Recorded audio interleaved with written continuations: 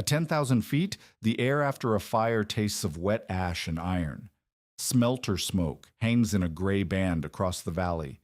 The mine whistles sound thin up here, as if the altitude has stolen half their voice. Below the old placer workings, the snow has a crust that breaks under a boot heel and does not give back what it takes. A man kneels in the black rectangle where a cabin stood the night before. His forearm is wrapped in a rag that is soaking through. 3 children sit on a bench near a lean-to, watching him search the ruin. He pulls something from the ash, a cracked glass chimney from a kerosene lamp, and holds it up to the light as if it were the last useful thing on earth. It might be. The cabin stood 2 miles south of Leadville, near the old placer workings below California Gulch, and it was not a cabin in any proper sense, 12 feet by 16. Tar paper nailed over the windward wall where the boards had warped apart, a shallow stone hearth that smoked when the wind turned north, roof boards weighted with slag from the nearest tailings pile because Jonah Merritt could not afford shingles, and the slag was free. He had brought 3 children to this place: Alma, 11, Ruth, 7, Bennett, 4. Their mother had died of lung fever in Milwaukee, and the fever had also killed whatever life Jonah could have cobbled together in that city. He was a tinsmith by training. Brewery work, mostly, soldering seams on copper vessels, patching vats, fitting pipe. And when the breweries slowed their hiring and the landlord raised the rent on a flat that still smelled of his dead wife's sickness, Jonah sold what he could carry and bought rail passage west. The plan had been simple enough. Leadville was booming. Silver ore came out of the mountains by the ton. Men who could haul timber to the mines earned wages. Men who could repair wagons earned more. Jonah could do both.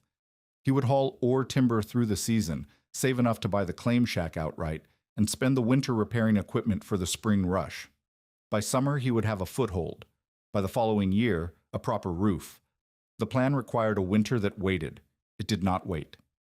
Late November 1880. The temperature at 10,200 feet does not negotiate. It drops when the mountains decide, and the mountains decided early. Jonah had $9.60. He owed $22 to a man named Fenton Rusk, who held the note on the claim and wanted the land back for its access road. He had 1 mule with a split hoof that could not haul timber until the hoof healed. He had 2 canvas tarps, 1 kerosene lamp, a week of flour, and a stove whose pipe joints he had patched twice with scrap tin. The stove killed everything. It happened on a night when the wind came hard from the northwest and found the gap where the pipe passed through the roof boards. A joint separated, not by much. A 1/4 inch, maybe less. But a 1/4 inch is enough for sparks to reach the rag stuffing Jonah had packed around the pipe hole to keep drafts out. The rags caught. The slag-weighted boards did not burn fast, but the tar paper on the windward wall burned like a wick. Jonah smelled it before he saw it. He pulled Bennett from the pallet first because Bennett slept closest to the wall. He shoved Alma toward the door and told her to take Ruth. By the time he got all 4 of them into the yard, the flour sack was burning. The bedding was burning. The stove, which had caused the fire, sat unharmed in the middle of the floor, while everything useful around it was consumed. They stood in the snow and watched. Alma held Bennett against her hip.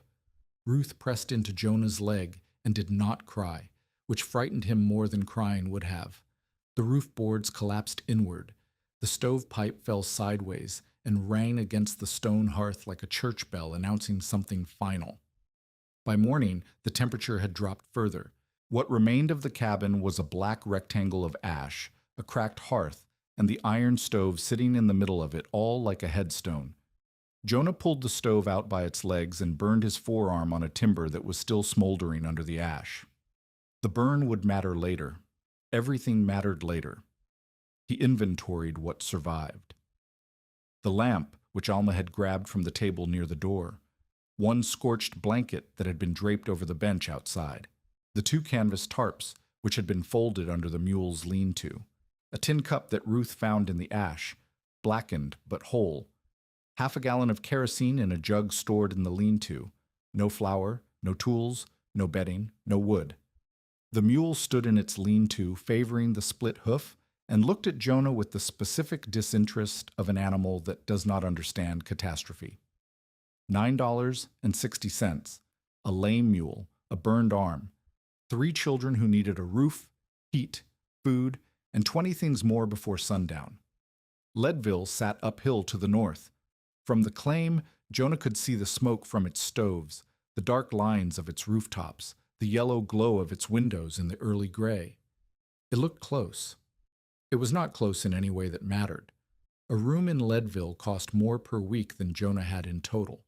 The boarding houses were full of miners with wages. The charity rooms were full of miners without wages. A man with 3 children and no money was not a tenant. He was a problem. Jonah could not leave the claim because the note he owed Fenton Rusk contained a forfeiture clause. If Jonah abandoned the property, the claim and everything on it, including the mule, transferred to Rusk. No relatives waited back east. Rail passage for 4 cost more than double what he carried. The road to Denver was 2 days by wagon in good weather, and the weather was not good, and he had no wagon. Every door was locked. The only ground that was his was the ground he stood on, and that ground was covered in ash. The county relief rider arrived before noon. His name did not matter to Jonah then, and does not matter to the story now. He was a thin man on a tired horse who carried a list of families needing assistance after early storms, and his list was already full. He stopped at the fence, what remained of the fence, and looked at the black rectangle where the cabin had been. He looked at the children sitting on the overturned bench near the lean-to, wrapped in the single scorched blanket. He looked at the stove sitting in the open air, like a monument to something that no longer existed. He did not dismount. "How many?" he asked. "4," Jonah said. 3 of them children. The writer wrote something on his list. The relief shed in town has cots, but families go to the Methodist Hall. They had 11 people last night, space for maybe 2 more. "I have 3 children. I understand that." The rider shifted in his saddle. "The hall takes women and children first. You would need to find separate shelter." "I am not separating from my children." The rider looked at the burned cabin again, then at the sky, which was the color of pewter and getting darker. "There is no second night out here," he said quietly. "Not without walls." He rode north toward town. Jonah watched him go and said nothing. Amos Wakely arrived 2 hours later with 2 miners from the Matchless Shaft. Wakely was 59 years old, Cornish-born, with a face that looked like it had been carved from the same rock he spent his life pulling men out of. He was the mine foreman and rescue boss for the upper district, and he had buried more men than he could count on both hands, and he had stopped counting years ago. He walked the ruin without speaking first. He kicked at the ash. He picked up the fallen stovepipe, examined the separated joint, and set it down. He crouched beside the hearth and pressed his palm against the stones. Cold. He stood and looked at the lean-to, the mule, the tarps, the children. Then he spoke, and he spoke in the manner of a man reading a death certificate before the body was cold. "No stove. You've got the iron, but no pipe worth fitting and no cabin to fit it in. No roof. The boards that didn't burn are warped past use. No bedding except that rag." He pointed at the scorched blanket. "No cordwood. I see 1 partial cord under the lean-to, maybe a cord and a half if you count the green pieces, which you should not count because they'll smoke you out of whatever you build. 3 children, the youngest coughing already." He paused. "How much money?" $9.60. "Nails?" "Burned." "Flour?" "Burned." Amos Wakely looked at Jonah, the way a doctor looks at a wound he cannot close, not with cruelty, with the exhaustion of certainty. "A Leadville winter requires a tight cabin," Amos said. "Sealed walls, no gaps wider than a knife blade, a working stove with a sound pipe, 6 cords of wood minimum. Dry, split, and stacked before the first hard freeze. Enough flour and salt pork to keep from begging labor for food every 3rd day. You have none of this. None." "I know what I don't have," Jonah said. "Then you know what comes next. You walk those children to town today. You put them in the Methodist Hall. You find a mine that will take you on for underground wages, and you earn back what you need. or you stay here, and I find you in the spring." Bennett coughed against Alma's shoulder. The sound was small and wet, and it carried further than it should have in the still air. "The hall separates families," Jonah said. "The ground separates them permanently," Amos replied. He was not wrong. That was the worst part. Amos Wakely had survived 30 winters in mining camps from Cornwall to Colorado. He had pulled frozen men from ore sheds and watched capable families starve because they underestimated the altitude and the wind and the speed at which 10,000 feet could kill. His verdict was not malice. It was arithmetic. Jonah stood in the ash of his cabin with a burned arm and $9 and children who needed everything, and the most experienced winterman in the district had just told him the math did not work. Amos left a half-pound of salt pork and a box of matches. One of his miners left a candle stub. They walked back toward the mine road and did not look back, because looking back at a man you have written off is harder than walking away. Jonah sat on the bench outside the lean-to and did not move for a long time.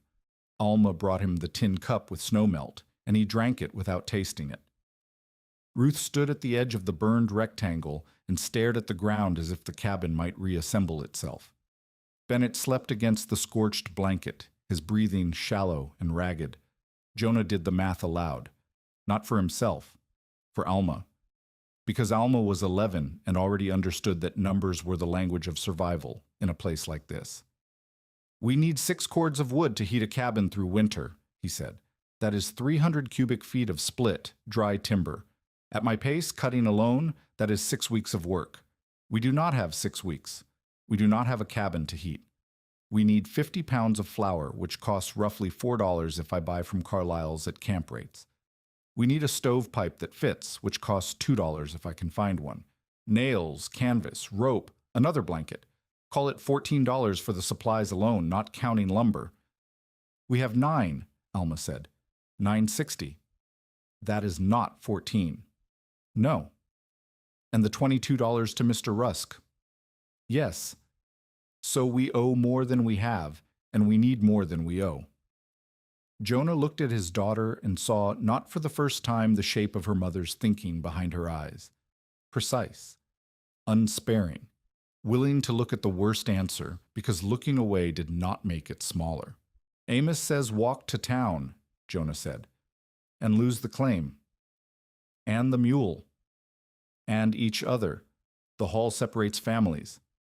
"Yes." Alma set the tin cup down on the bench. "Then we are not going to town." Jonah had already decided this, but hearing his 11-year-old daughter say it, with the calm of someone who has considered the alternative and rejected it, made the decision feel heavier and more real. They were staying. On a burned claim, with no shelter, no fuel, no food beyond what Amos had left, and a cold front that did not care about their reasons. The idea did not arrive whole. It arrived in pieces over the next hours, and each piece came through the hands. Jonah searched the ash for anything he had missed. He found the lamp chimney, cracked along one side, but still usable if held upright. He found a folded scrap of copper flashing from his old repair kit, a piece no bigger than his palm, left over from a patching job he had done on a water trough in September. The copper scrap meant nothing by itself. It was trash. But Ruth was sitting near the lamp, which Alma had lit to warm their hands, and the copper scrap was lying on the bench beside the lamp, and when Jonah picked it up, the end nearest the flame was warm. Not warm where the light touched it. Warm 6 inches away from the light. Warm at the far edge, where no heat should have reached yet. He held it closer. The warmth spread along the metal faster than he expected. He touched the center of the scrap, near the flame, and it was almost hot. He touched the far end, away from the flame, and it was still warm. Distinctly warm. Warmer than his skin. The memory hit before the thought did. His father's workshop in Milwaukee, the brewery tinsmith's bench, the smell of malt and solder and copper shavings. His father pressing Jonah's palm against the belly of a copper kettle, then pressing the same palm against an iron stove leg. "Feel the difference," his father had said. "Iron holds, copper carries. You heat one end of a copper sheet, the whole sheet knows about it. Iron keeps the heat where you put it. Copper shares it. Jonah had been 12. He had filed the lesson under things a tinsmith needed to know and had not thought about it since because knowing how copper behaved was only useful if you worked with copper, and he had not worked with copper since leaving Milwaukee. But he was thinking about it now. He was thinking about it because his children were cold and his cabin was gone, and the only heat source he owned was a kerosene lamp that could warm a pair of hands, but not a room, unless the room was copper. The thought was absurd. He knew it was absurd even as it formed, but absurd thoughts are the only ones that matter when the sensible ones have all been exhausted. He remembered the brewery. The Leadville Brewery had opened in 1879, the year after Jonah arrived. It had closed in 1880, less than 12 months later, because brewing at altitude was harder and less profitable than its backers had promised. Jonah had repaired a wagon near the brewery yard in the spring and had seen what the closure left behind: collapsed sheds, scattered barrel staves, a rusted mash rake, and a copper boiling vat the size of a freight wagon that nobody had hauled away because hauling it down to a smelter cost more than the cracked copper was worth. The vat was still there. He was almost certain it was still there. It was too large and too damaged and too remote for anyone to have claimed it. 15 feet wide at the belly, roughly 12 feet long, split rim, old rivet seams, tipped on its side behind a collapsed shed, half buried by months of drift snow. It once held boiling mash. Now it held nothing. It was junk. Jonah turned the copper scrap in his hands. The lamplight caught the surface and bent warm across his knuckles. "Alma," he said, "watch your sister and brother. I need to walk to the old brewery." He found it where he remembered, behind the collapsed shed, tilted on its belly curve like a beached whale. Snow had drifted against the windward side and left the leeward side exposed. The copper was green and black with patina. The rivet seams streaked white with mineral deposit. The rim cracked in 2 places. It was enormous. Standing beside it, Jonah could not reach the top of the curve. The mouth, where mash had once been loaded, was wide enough for a man to walk through without ducking. Inside, the copper walls rose around him in a smooth, continuous curve, narrowing toward the back. He crawled in. The air inside was still. Not warm. The copper was brutally cold, colder than the air outside because metal draws warmth from anything that touches it. Jonah's breath fogged and clung to the walls. His hands ached against the surface. He lit the lamp and set it on the floor of the vat. For the first few minutes, nothing changed. The flame guttered in the still air. The copper remained cold. Jonah's burned arm throbbed against the chill. Then the wall above the flame began to change. Not dramatically, not visibly. But when Jonah pressed his palm against the copper 6 inches above the lamp, it was no longer painful. It was cool, but bearable.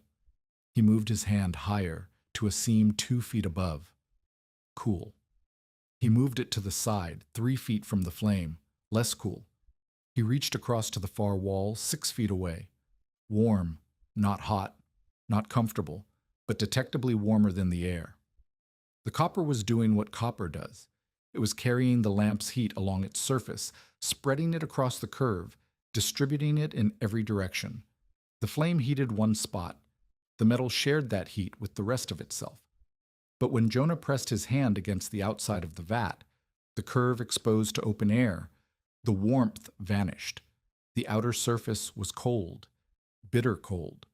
The copper was carrying heat beautifully on the inside and giving it away just as beautifully on the outside. Every degree the lamp produced was traveling through the copper wall and bleeding into the wind. This was the problem everyone understood about metal shelters. Metal does not insulate. Metal conducts. A metal shelter in winter is a death sentence because it moves heat in the wrong direction, from the warm inside to the cold outside, faster than wood, faster than canvas, faster than almost anything a man could build with. Amos Wakely was right. Miners used metal to shed heat, not keep it. Unless. Jonah crawled back outside. He scooped an armload of snow from the drift against the windward side and packed it against the bottom curve of the vat, pressing it thick, 2 hands deep. Then he packed more, building the layer higher, wider, until a section of the outer wall, roughly 4 feet across, was covered in a solid mass of compressed snow. He went back inside. He lit the lamp again. He waited. 20 minutes later, he pressed his palm against the copper wall behind the snow-packed section. Warm.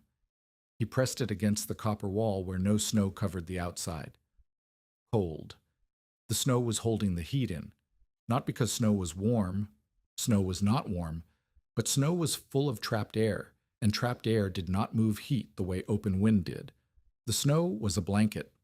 The copper was a stove wall. Together, they did something that neither could do alone. The metal carries. The snow holds.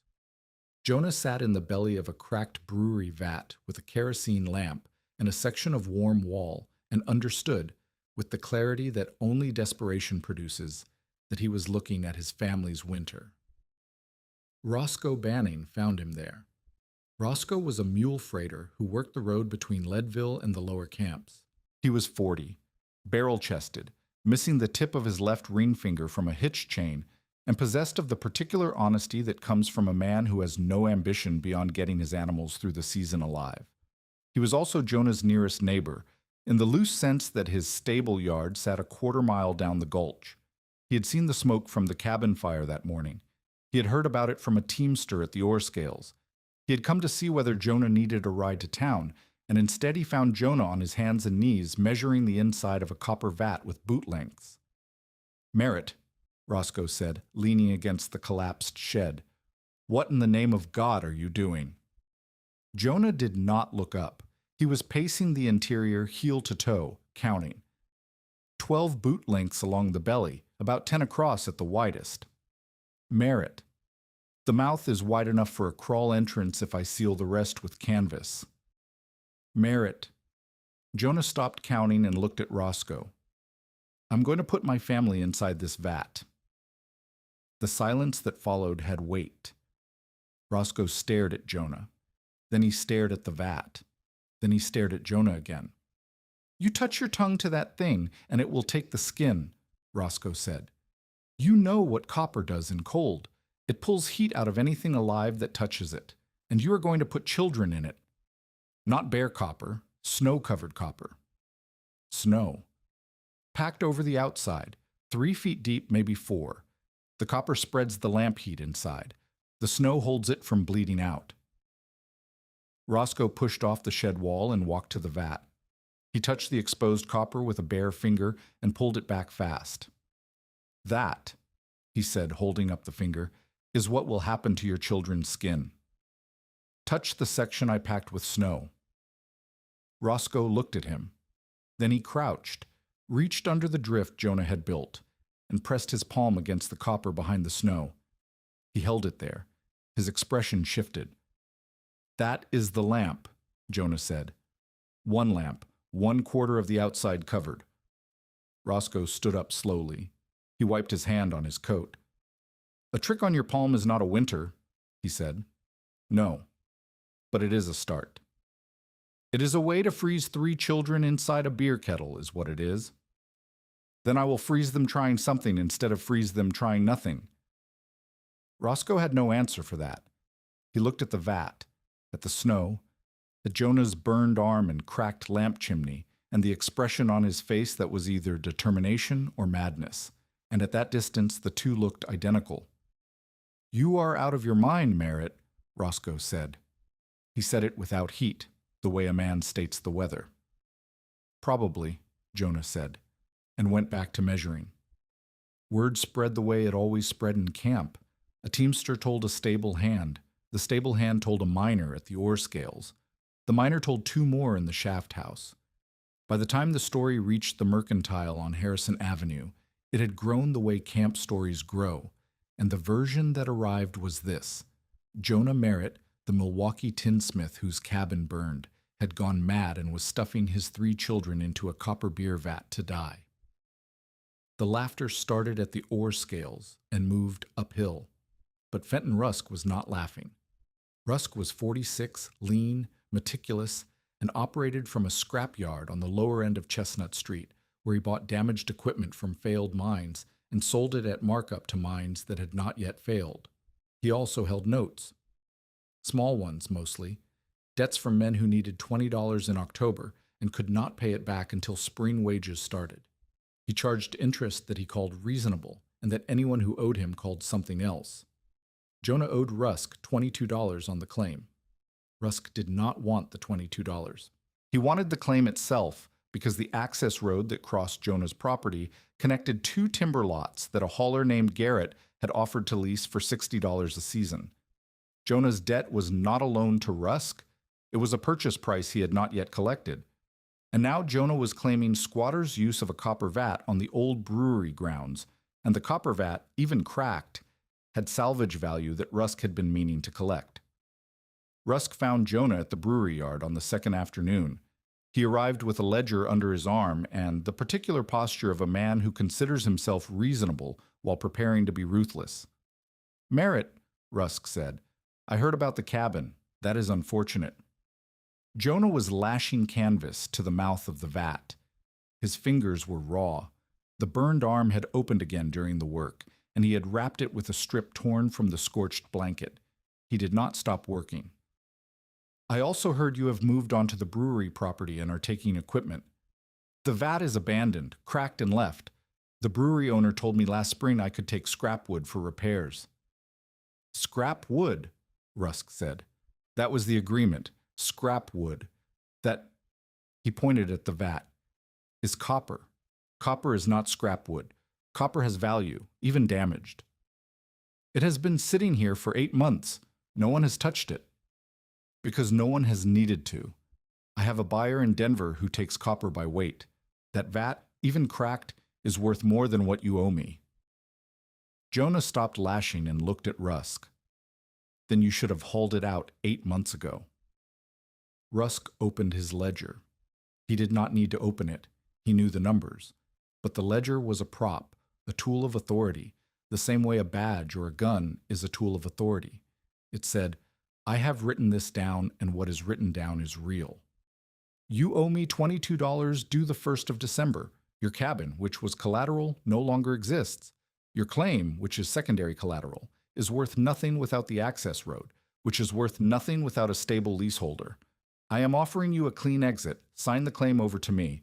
I will forgive the debt and put your children in a room at the Coliseum boarding house for 1 week. After that, you find work or you leave the district." 1 week, Jonah said. 1 week under a roof. Better than what you are building here. And after the week, my children have no claim, no property, no mule, and a father who owes his shelter to the man who took everything. They have their lives, Merritt. "Sign the claim, Merritt," Rusk said. He closed the ledger. "I will put the children under a roof tonight. And tomorrow? Tomorrow they will be alive. And owned." The word landed between them like a dropped tool. Rusk's jaw tightened. Owned was the word that men like Rusk did not want spoken aloud because it named the thing they did without naming it. "I'm offering help," Rusk said. "You are offering a week. I'm building a winter." Rusk looked at the vat, at the canvas half lashed across its mouth, at Jonah's cracked hands and the burned arm leaking through its rag wrap, at the 3 children sitting on a pile of barrel staves near the collapsed shed, the youngest coughing into the scorched blanket. "You are building a coffin," Rusk said, "and when those children die in it, the county will remember that I offered you a way out." He walked away. He did not look back either. The gossip landed in specific places. At the ore scales, a miner named Pelham said the children would wake frosted to the wall and someone would have to peel them off like stamps from an envelope.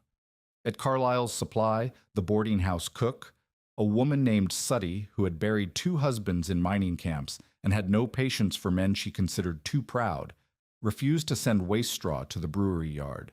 She told the boy who asked that if Merritt wanted straw, he could come ask for it himself, instead of sending messages through children, and that pride kept no one warm.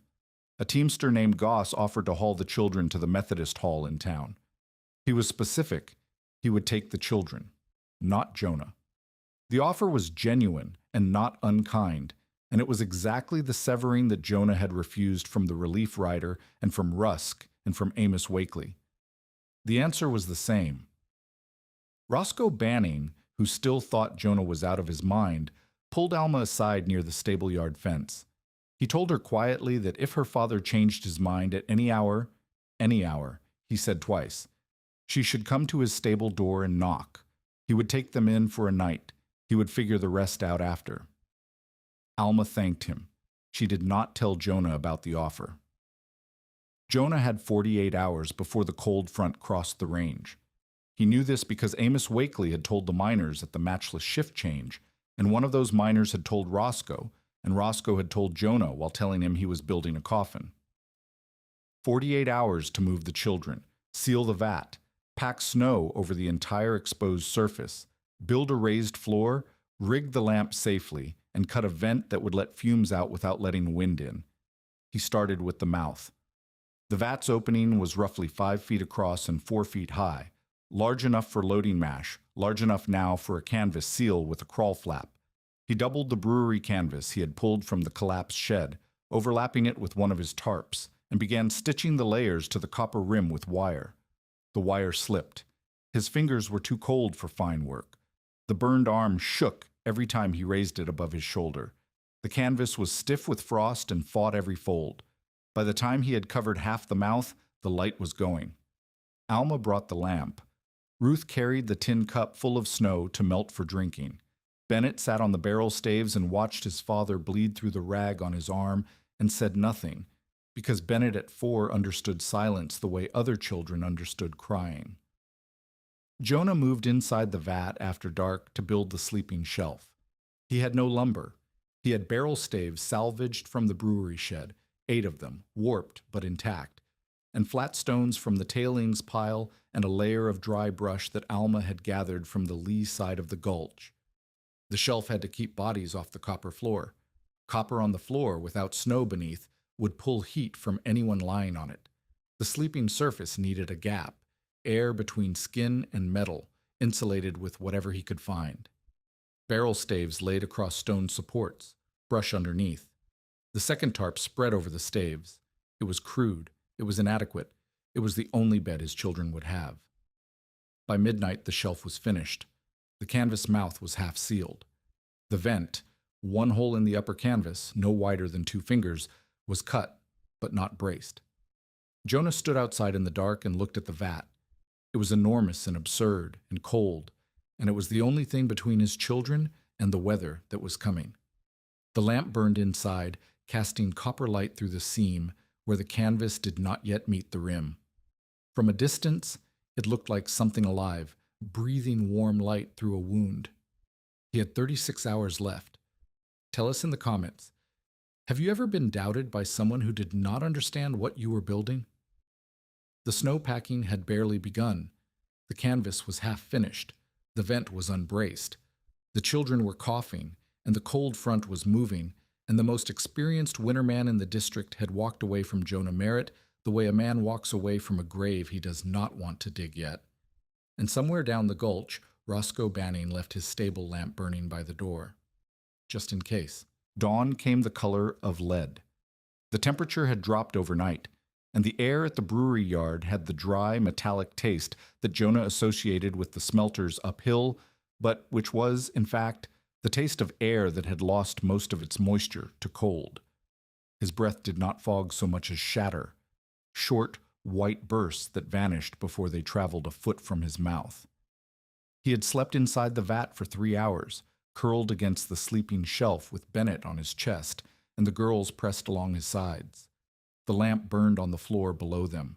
The half-sealed canvas mouth let wind through the gaps, and every gust pushed the flame sideways and dropped the temperature inside by degrees Jonah could feel on his face. The covered sections of copper wall held warmth. The uncovered sections radiated cold so sharp it felt like a hand pressing against the skin. 36 hours. Maybe less. Jonah sent Alma and Ruth to gather snow. Not loose powder, packed snow, the kind that sat in drifts along the lee side of the shed and the tailings pile. Snow that had been compressed by wind and its own weight. Loose snow had too many air gaps, packed snow held together.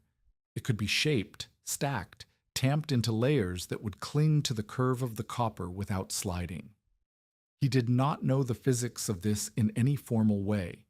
He knew it the way his father had known copper, through hands, through work, through years of watching what held and what did not. Alma carried snow in the flour sack. She made 12 trips in the first hour. Ruth carried smaller loads in the tin cup and a canvas scrap folded into a pouch. Bennett sat inside the vat on the sleeping shelf and coughed. Jonah packed the windward side first. He shoveled snow against the copper curve, starting at the ground line, building upward in layers. Each layer he tamped with the flat of the shovel, a broken-handled tool he had pulled from the brewery shed the previous day. Throw, tamp, throw, tamp. His shoulders burned. His burned arm opened again at the edge of the rag bandage, and he pressed snow against it until the cold numbed the pain, then kept working. By mid-morning, the windward side was covered, 2 feet thick at the base, thinning to 1.5 feet near the top of the curve. Not enough. He needed 3 feet minimum to stop the copper from bleeding heat through to the wind, but 2 feet was a start, and a start was the only thing he could build on. He moved to the sides. This was harder because the curve steepened and the snow wanted to slide. He packed it in tighter layers, building small retaining walls of compacted drift to hold the upper courses. His back seized twice. He knelt in the snow until the spasm passed and then stood and kept packing. Ruth brought him water. Snowmelt warmed near the lamp, and he drank it and tasted copper and soot. Tamsin Curnow appeared at the brewery yard at 11 in the morning, carrying a canvas sack and wearing a coat that had been patched so many times it looked like a quilt stitched by someone who did not care about beauty. She was 54 years old, Cornish-born, like Amos Wakely, though the two had arrived in Leadville by different routes in different decades. Her husband, a mine timberman named Pasco Curnow, had died in a shaft collapse at the Iron Silver 3 years earlier. She had stayed because Leadville was the only place she could earn enough laundering boarding house linens to keep herself fed, and because leaving required money she did not have and energy she had stopped pretending to possess. She had survived 3 winters in mining camps. She had survived a cave-in that buried the wash house behind the Matchless. She had survived the diphtheria outbreak of 1879, which took her youngest daughter and 3 other children in the same boarding house. She did not talk about these things because talking about survival implies that survival was the hard part, and in Tamsin's experience, the hard part was everything that came after. She stopped at the edge of the yard and watched Jonah pack snow with the broken shovel. She watched for a full minute without speaking. Then she looked at the vat, at the canvas half covering the mouth, at the gap where wind slipped through, at the sleeping shelf visible through the opening. "Your seams are wrong," she said. Jonah stopped shoveling. He turned. The woman standing at the yard edge was not tall, not imposing, not armed with credentials or authority. She was gray-haired and windburned, and she was looking at his canvas work with the expression of someone who had seen a load-bearing wall built on sand. "The canvas," she said. She walked closer without waiting for an invitation. She ran her finger along the seam where the doubled canvas met the tarp overlay. "You have stitched them flat, edge to edge. When the wind pushes, it opens them. You need to shingle them. Overlap the upper layer over the lower like roof slates so the wind presses the seam shut instead of pulling it apart." She pulled the seam gently. It separated with almost no resistance. A gap the width of a finger opened, and through it, cold air poured into the vat like water through a crack in a hull. "A loose seam will kill you quieter than cold," she said. "You will not feel it happening. You will just notice in the morning that the children are stiff." Jonah stared at the seam. He had spent an hour stitching it the previous night with numb fingers and wire, and it was wrong. "Who are you?" he asked. "Tamsin Curnow. My husband timbered the Iron Silver. I laundered linens at the Coliseum until my hands could not take the lie anymore. Now I wash for the dry room at the Matchless. And you know canvas. I know brattice, mine ventilation cloth. They hang it underground to direct air through shafts. If the seam opens, the air goes wrong and men die. I have stitched Brattis in the dark, in water up to my ankles, while my husband counted breaths to make sure the draft was moving. I know seams. She set her canvas sack on the ground. Inside were an awl, a spool of waxed thread, a folded square of heavy canvas she had taken from the dry room mending pile, and a wedge of hard cheese. Your girl, Tamsin said, nodding toward Alma. She's carrying snow in a flour sack. She is. Then she can learn to stitch. 2 hands are faster. Show me where you need the seal. Jonah did not ask her why she had come. He did not ask what she wanted. He recognized the look on her face because it was the same look Amos Wakely wore, the look of someone who understood exactly how bad this was, except that Tamsin's version of that look included the decision to stay. She took the awl, breathed on it until the metal warmed, and showed Alma how to pass a waxed thread through doubled canvas in a shingled seam. Overlap the upper layer. Pierce from inside. Pull tight. The wind finds the seam and pushes it closed instead of tearing it open. Alma learned in 4 passes. Her stitches were uneven but tight. Better, Tamsin said. She did not say good. Tamsin did not say good until something was good. They worked through the afternoon. Jonah packed snow. Tamsin and Alma restitched every seam on the mouth. Ruth gathered barrel staves from the collapsed brewery shed, dragging them across the frozen ground one at a time. Bennett's coughing grew worse after midday, and Tamsin stopped stitching long enough to listen to his chest. Wet but not deep, she said. He needs warm air and dry bedding. How long has he been coughing? Since the fire. The smoke. Yes. Then the copper helps him if you get the air right. Warm air loosens what cold tightens. But you must vent the lamp fumes. Kerosene smoke in a sealed space will poison a child's lungs faster than the cold will freeze them. She taught Jonah the second lesson through demonstration. She climbed inside the vat and studied the single vent hole he had cut in the upper canvas. She shook her head. 1 hole is not enough and too much. You need 2 openings, 1 high for hot fumes to escape, 1 low near the floor for fresh air to enter, never both wide at the same time. In the mine, we call it a split draft. High air out, low air in. The lamp needs enough oxygen to burn clean, but the children need enough warmth to survive. You balance the 2 by adjusting the size of the low slit. She used the awl to cut a second opening near the base of the canvas mouth, a narrow slit no wider than 3 fingers, angled downward so that wind could not blow directly through it. When the wind rises, close the low slit to a single finger width. When the wind calms, open it to 3. Watch the flame. A steady yellow means tolerable air. A guttering, smoky flame means bad draft or low oxygen. If the flame turns blue at the base and the children are drowsy, open everything and get out. That is lamp gas building. How do I know the difference between drowsy from cold and drowsy from fumes? Cold makes them curl up. Fumes make them go slack. If a child stops shivering and goes limp, that is not warmth. That is poison. Jonah committed this to memory the way he had committed his father's copper lesson, not as information, but as something that would keep people alive. Tamsin's 3rd teaching came near evening when Jonah began packing the rear curve of the vat. He was throwing loose snow against the copper and tamping it flat. Tamsin watched for several minutes, then picked up a plank and began pressing the snow in a different pattern. Thin layers tamped hard, then loose snow thrown over, then tamped again. Loose snow insulates, she said, but it has gaps. Wind finds gaps and tunnels through. If you tamp it in layers, hard, loose, hard, the hard layers block the wind and the loose layers trap the air. Think of it as building a wall with mortar and stone. The stone stops the force. The mortar fills the cracks.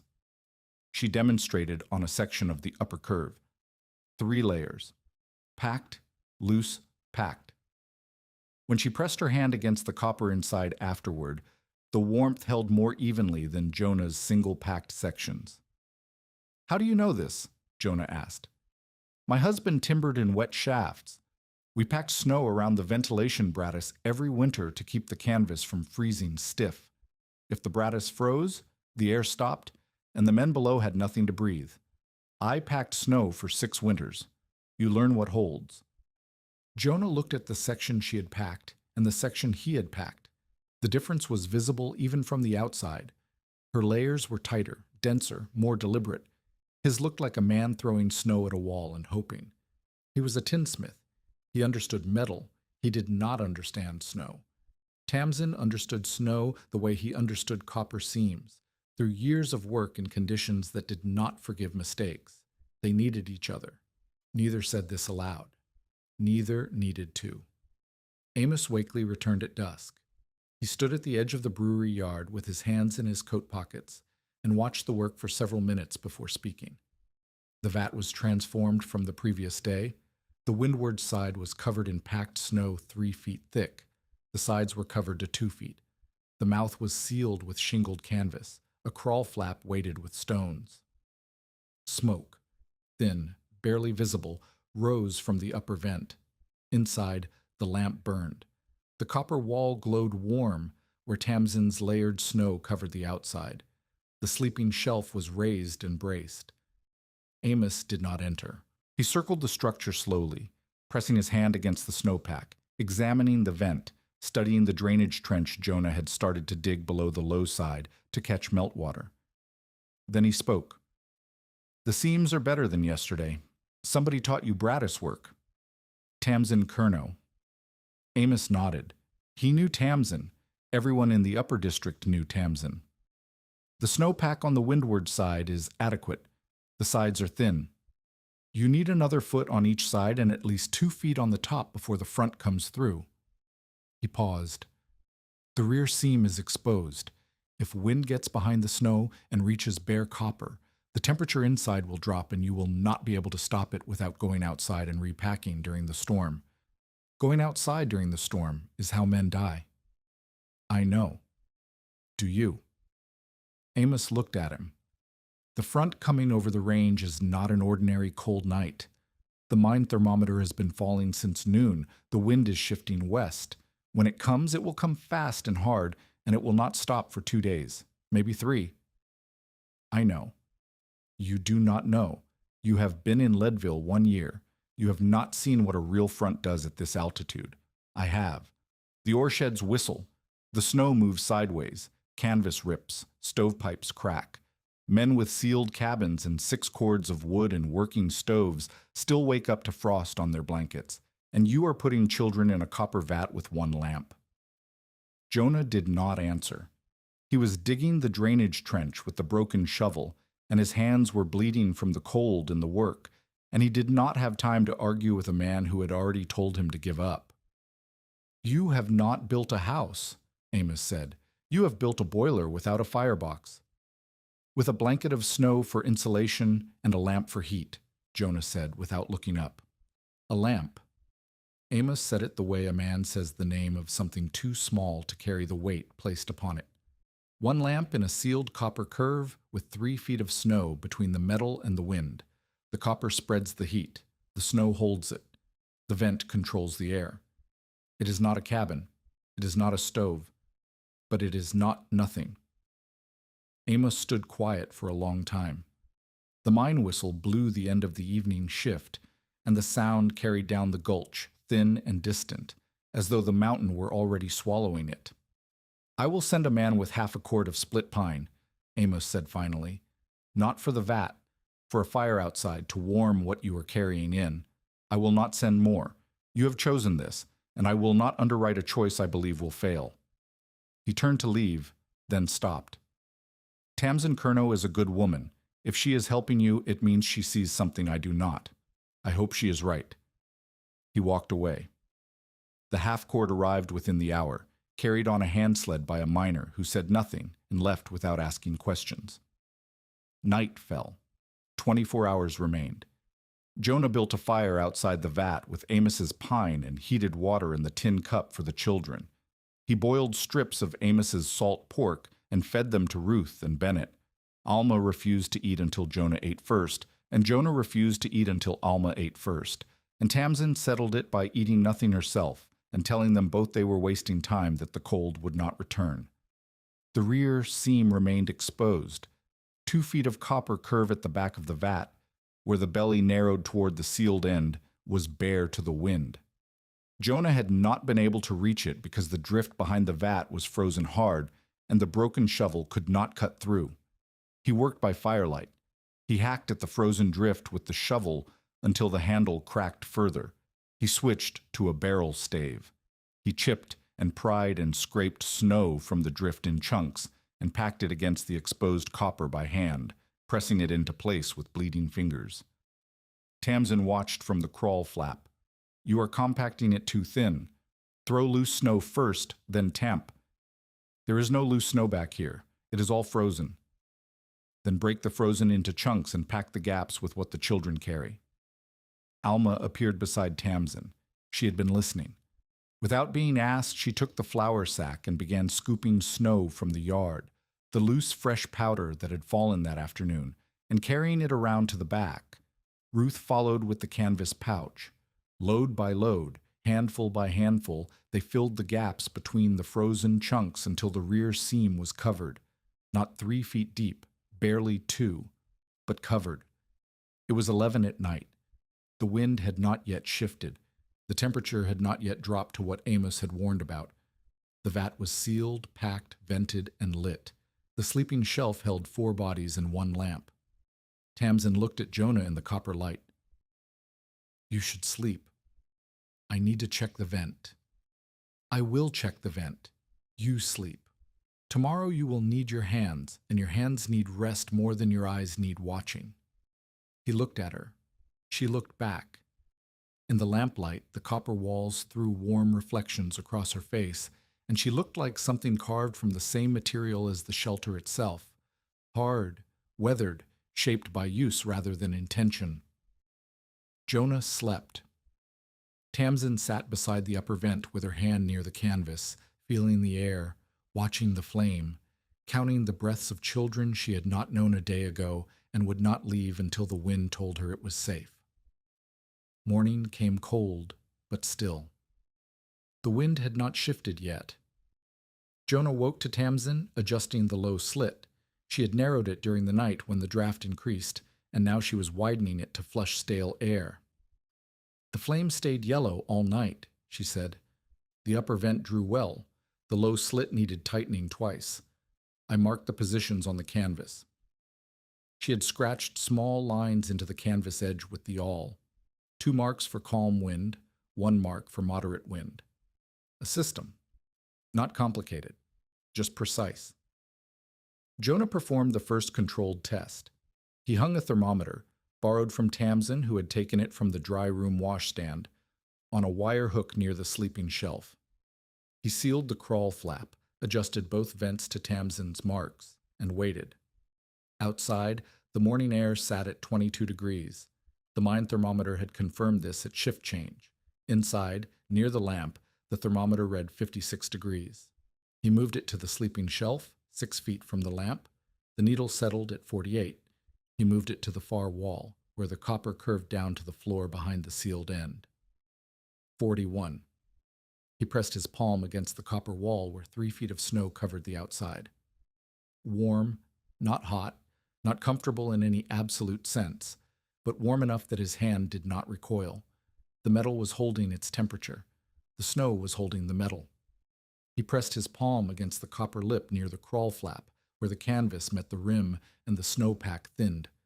Cold, sharp, biting cold. The difference was immediate, physical, undeniable. 56 near the lamp, Tamsin said, reading the thermometer. 48 at the shelf. That is livable. That is better than livable. The miners' bunkhouse at the Iron Silver averaged 45 on bad nights, and they had a stove. Alma grinned. Ruth pressed her cheek against the warm copper wall and closed her eyes. Tamsin did not smile. "A calm morning is not a storm," she said. "The snow on the rear seam is thin. The windward pack has not been tested by real wind. The vent positions I marked are for light draft. When the front arrives, everything changes. Do not celebrate what you have not survived." Bennett coughed. The sound was smaller than yesterday, wet still, but shorter. The warm air was loosening what the cold had tightened, exactly as Tamsin had predicted. How long until the front? Alma asked. Tonight, Jonah said. Maybe sooner. The morning was quiet. The mine whistles sounded muffled, as though the air itself had thickened. Jonah stacked the remaining split pine near the vat's crawl entrance. Tamsin inspected every seam and tightened 3. Alma melted snow and stored water inside the vat in the tin cup and a jar Tamsin had brought. At noon, the clouds sealed the sky like a lid. The light went flat. The smelter smoke down valley stopped rising and spread sideways in a gray sheet. Amos Wakely's miner, the one who had delivered the pine without speaking, appeared at the yard. He spoke this time. Wakely says the thermometer dropped 6 degrees in the last hour. The shaft bosses are pulling the night crew early. He says to tell Merritt, seal everything. The miner left. Jonah looked at Tamsin. She was already inside the vat, arranging the sleeping shelf so the children would lie along the warmest section of the upper curve. At 2 in the afternoon, the wind shifted. It did not shift gradually. It swung from the south to the west in the space of minutes, and when it arrived from the west, it arrived with a sound that Jonah had never heard before, a low, sustained roar, like a river heard from underground, except the river was made of air and snow, and it was moving at a speed that turned powder into grit. The canvas mouth drummed. The crawl flap snapped inward, then sucked outward, then snapped again. The upper vent howled. Inside the vat, the lamp flame shortened to half its height and turned a deep, shuddering orange. Tamsin closed the low slit to a single finger width. The flame steadied but remained short. The wind is pulling air out through the upper vent faster than it comes in through the slit, she said. The draft is reversed. We need to shield the upper vent from outside. I cannot reach it from inside. Then it must wait. Do not go outside until the first gust line passes. 20 minutes. 30. The leading edge is the worst. They waited. The roaring did not stop. It built. The vat boomed each time a gust struck the windward snowpack, a deep, resonant sound that Bennett had cried about during construction and that now made Ruth press her hands over her ears. The sleeping shelf trembled. The lamp swung on its wire hook. Jonah watched the flame. Yellow. Shuddering, but yellow. Tamsin's marks on the canvas held. The low slit at 1 finger width kept enough oxygen entering to feed the lamp without letting the wind gut the heat. 31 degrees inside, down from 48 at noon. The cold was entering through the upper vent, which the wind had turned into a chimney drawing warm air out. I have to go outside, Jonah said. Not yet. We are losing heat through the vent. If I pack snow around the opening, make a windbreak, a hood, the draft reverses. Tamsin looked at the flame. She looked at the thermometer.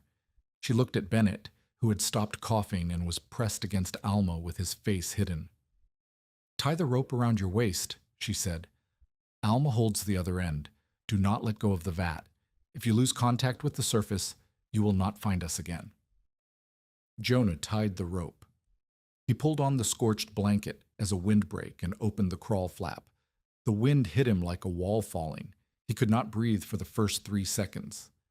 Snow filled his mouth, his eyes, the space between his collar and his neck.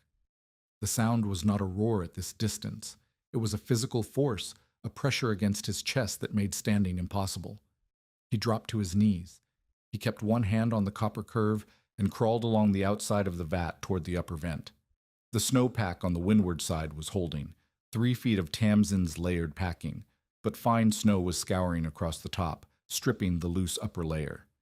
He reached the vent. It was a 2-finger hole in the canvas, and through it, warm air was being sucked out in a steady stream.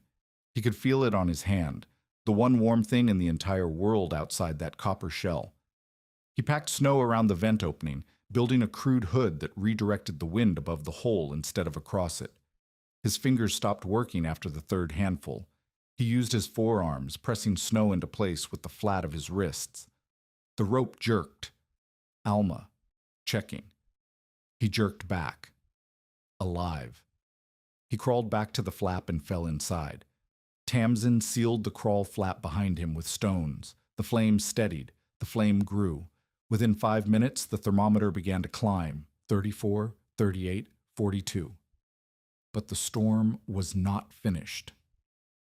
At the first hour past midnight, Jonah checked the flame and saw it guttering. Not from wind, the vent hood was holding. The guttering came from below. The low slit, which Tamsin had set to 1 finger width, was blocked. Snow had drifted against the base of the canvas mouth and sealed the only fresh air intake. The flame shortened. The color shifted from yellow to a darker amber. "Open the slit," Tamsin said. She was already moving. Jonah pulled the stones from the crawl flap base and punched through the drift. Snow collapsed inward. Cold air rushed through. The flames surged, turned yellow again, and steadied. But now the floor was covered in loose snow, and the temperature dropped 8 degrees in the time it took to reseal the flap. Bennett woke up coughing, not the dry cough of smoke inhalation, a wet, rattling cough that shook his small body and did not stop for 30 seconds. His forehead was hot. Alma pressed her hand to his skin and looked at Jonah. "He's burning," she said. Fever, in a shelter that needed cold air to breathe and warm air to survive. The two requirements pulled against each other like ropes tied to the same post. Bennett needed warmth. The lamp needed air. Opening the slit cooled the shelter. Closing the slit poisoned it. Tamsin sat beside the low slit and spoke quietly. "Your father taught you copper. My husband taught me Bradis. The answer is the same. You do not choose between air and heat. You control both." She showed Jonah what to do, not by explaining, by cutting. She took the awl and cut a second slit, smaller, barely a finger wide, 6 inches above the first, angled so that it opened behind the snowdrift rather than into it. Then she took a barrel stave and pressed it into the snow outside, creating a narrow channel, a tunnel, that directed air from above the drift line down to the lower slit. The air entering through the tunnel was cold but steady. It did not depend on the drift clearing. It drew from above the snow line, where the wind passed over rather than piling against. "In the mine," Tamsin said, "the air must go where you tell it, not where the mountain wants it. You build the path. The air follows." The flame leveled. The thermometer held. Bennett's coughing continued, but the air in the shelter stayed clean enough to breathe and warm enough to keep a fever from becoming fatal. Outside, the storm did what storms at 10,000 feet do. It rewrote the landscape. 300 yards downhill, a miner named Will Dacey sheltered in an uninsulated ore shed with a good stove and a broken pipe. He had lit the stove anyway, trusting the draft to carry smoke through the crack in the pipe and out the shed wall. The wind reversed the draft. Smoke poured back through the crack and filled the shed within minutes. Dacey stumbled outside, disoriented, wearing 1 boot and no coat, and collapsed 20 yards from the stable where Roscoe Banning's mules stood with their heads down. Amos Wakely found him there 3 hours later, during a lull, when the mine rescue team pushed down from the shaft house with lanterns and rope. Dacey was alive because the snow had drifted over him to the chest, insulating him from the full wind. His left foot, the one without the boot, was white and rigid. He would lose 2 toes. He would keep his life. The margin between the two outcomes was the depth of a snowdrift and the timing of a rescue boss who did not sleep during storms. Another man, a freighter whose name Jonah would not learn until later, tried to wait out the storm in a wagon box near the lower road. The wagon box had solid oak sides and a canvas top. It was, by every conventional measure, a better shelter than a copper vat. But oak does not conduct heat. A lamp inside a wagon box warms the air directly above the flame, and nothing else. The freighter woke with frost on his eyebrows, and his fingers too stiff to open the tailgate. He kicked it open and walked to Leadville barefoot in the snow because his boots had frozen to the floor. The copper vat did not freeze boots to the floor. The copper vat did not reverse its draft. The copper vat took the heat from 1 kerosene lamp and spread it along every inch of its curved surface, and the snow packed over that surface held the heat inside instead of feeding it to the wind. This was not magic. This was not luck. This was conductivity harnessed by insulation. The metal carried, the snow held, the vent breathed. The system worked because each part did the one thing it was good at, and Jonah had put them together in the right order. If you are invested in this story, subscribe and stay with us, because what happens in the next few hours decides whether that copper shell becomes a refuge or a tomb. The worst came at 4 a.m. Jonah was awake. He had not slept since crawling back inside after fixing the vent hood. He sat with his back against the copper wall, the warm section, beneath 3 feet of packed snow, and watched the flame. Tamsin dozed beside Bennett, one hand on his chest, feeling his breathing even in sleep. The wind changed pitch. It had been a sustained roar for hours, and then it rose. A gust struck the vat with enough force to shift the entire structure on its footing, not far, a quarter-inch maybe, but Jonah felt it through the copper wall. The boom was enormous, a sound that lived in the chest, not the ears. The crawl flap blew inward, stones scattered, snow poured through the gap. Alma screamed. Ruth grabbed Bennett and pulled him to the upper curve of the shelf. Tamsin woke with her hand already reaching for the canvas. Jonah threw himself against the flap. He caught the canvas edge and hauled it back, pressing his body against the opening. Wind cut through the gap around his shoulders and dropped the temperature inside by 10 degrees in seconds. "Stones!" he shouted. Alma was already moving. She grabbed the stones that had scattered and stacked them against the canvas base. Tamsin pressed the edges down with her hands. Ruth held the lamp steady with both palms, keeping it from swinging off the wire hook. They sealed the flap. The wind screamed against the canvas. The seams held Tamsin's shingled stitching, which tightened under pressure instead of pulling apart. But the thermometer showed the cost. 41 degrees. Down from 52. Every second the flap had been open, heat had poured out and cold had poured in. Then Jonah saw the rear wall. The snowpack on the rear seam, the thin section, barely 2 feet deep, the one he and the children had filled with loose powder and frozen chunks the night before, was gone. The wind had scoured it away. Bare copper gleamed in the lamplight, and frost was already forming on its surface. The temperature dropped to 38. 35. "The rear seam," Jonah said. Tamsin looked. She understood immediately. Without the snowpack, the copper was bleeding heat directly into the wind. The lamp could not compensate. No lamp could heat copper fast enough to overcome direct wind exposure on the other side. "You cannot go outside again," Tamsin said. "If I do not pack that seam, the temperature will not stop falling. If you go outside in this, you will not come back. Then the temperature falls to freezing and stays there, and the children wake up to frost on the copper and no heat left to recover." They looked at each other across the copper shelter in the lamplight. Outside, the wind hit the vat again, and the boom rang through the metal like a drum. "Tie the rope," Tamsin said. "Shorter this time. Do not go past the rear seam. Take the shovel. 3 minutes, no more." Jonah tied the rope around his waist and around the nearest rivet anchor inside the vat. Alma held the excess. Tamsin opened the crawl flap 6 inches, and Jonah pushed through. The world outside was white. Not white the way snow is white. White the way blindness is white. Total, formless, without direction or ground or sky. The wind was not blowing. The wind was the air itself, moving at a speed that stripped breath and thought and direction. Jonah kept his hand on the copper. He followed the curve to the right, toward the rear seam. The shovel was in his other hand. He could not feel the handle. He could not feel his hand around the handle. He knew the shovel was there because it had been there when he started and he had not let go. He found the rear seam by touch. Bare copper. Frost already glazing the surface. He drove the shovel into the drift behind the vat, a drift that the wind had built in the hours since it began, and pulled snow onto the copper. He packed it with the flat of the blade. Again, again, again. The rope jerked. Alma. 1 minute. He packed faster. His arms had no strength left. He used his weight, falling against the shovel, pressing snow into the seam with his chest. The rope jerked twice.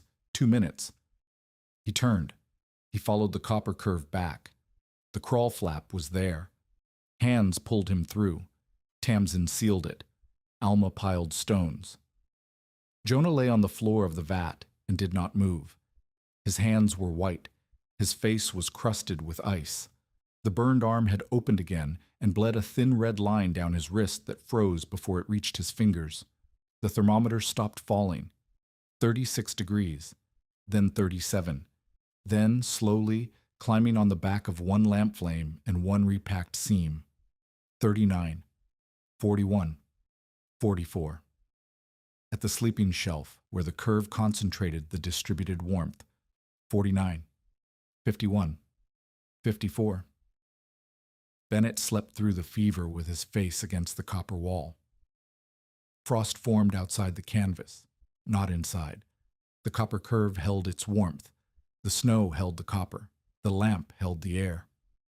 At dawn, the wind dropped, not all at once. It softened in stages like a fist opening. The roaring became a moan. The moan became a whisper. The whisper became silence, and the silence was the loudest thing Jonah had ever heard. He opened the crawl flap. The sky was blue, not the gray blue of overcast clearing. Blue the way blue means the storm has passed and is not coming back.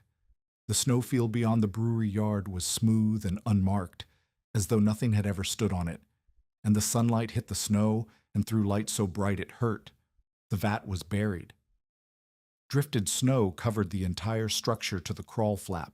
The vent hood was clogged with packed powder. The drainage trench was gone under 4 feet of new snow.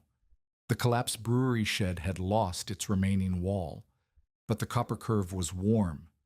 Jonah stood in the crawl entrance with the morning air on his face and the copper warmth on his back, and felt the 2 temperatures press against him from both directions, and for the first time since the fire, he did not calculate what came next. He stood still. He breathed. The air tasted clean and metallic and cold, and the sun hit his face and he closed his eyes. Inside, Ruth said, "Is it over?" "Yes," Jonah said. "This part is over." Amos Wakely reached the brewery yard before the sun had cleared the ridge. He came alone. No miners, no rescue rope. He came because he had spent the storm in the mine dry room with 14 men and a working stove, and the stove had burned through a full wood box, and the dry room had still dropped to 40 degrees by morning. He came because Will Dacey had lost 2 toes in an ore shed with a better stove than Jonah Merritt had ever owned. He came because he had told a man to bury his children or walk them to town, and the man had done neither, and Amos Wakely needed to know what that decision had cost. He expected to find a frozen vat and a quiet inside it that meant the worst. Instead, Alma opened the crawl flap barefoot onto the raised shelf.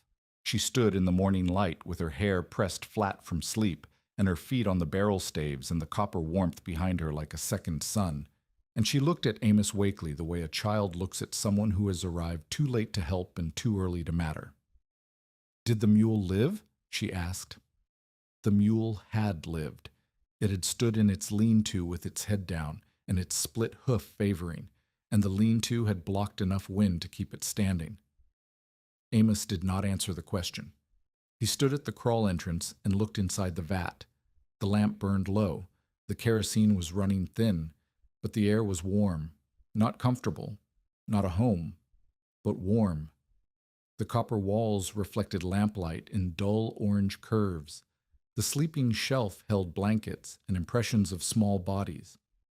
Bennett was awake, propped against the upper curve, coughing less than Amos expected. Ruth sat beside him, braiding a strip of canvas into something that might have been a doll or might have been a rope. Tamsin was adjusting the vent. She did not look up when Amos entered. She had known him for years and did not require greetings. Amos removed his glove. He pressed his bare palm against the copper wall where 3 feet of packed snow covered the outside. He held it there. His hand did not flinch. The metal was warm, not from a stove, not from a firebox, but from a lamp flame distributed across the entire interior surface of a copper vessel that had been insulated from the outside by snow. Then he reached toward the copper lip near the crawl flap, where the canvas met the rim and the snow thinned to nothing. He touched it and jerked his hand back. The cold bit through his skin in less than a second. He looked at the warm wall. He looked at the cold lip. He looked at the snow packed over the outside curve. He understood. The expression on his face was not wonder. It was the expression of a man who has looked at something 100 times and suddenly sees it for the first time. Not the object, but the principle behind it. "I was wrong about the metal," Amos said. "I forgot the snow." He said it plainly. No qualification, no softening.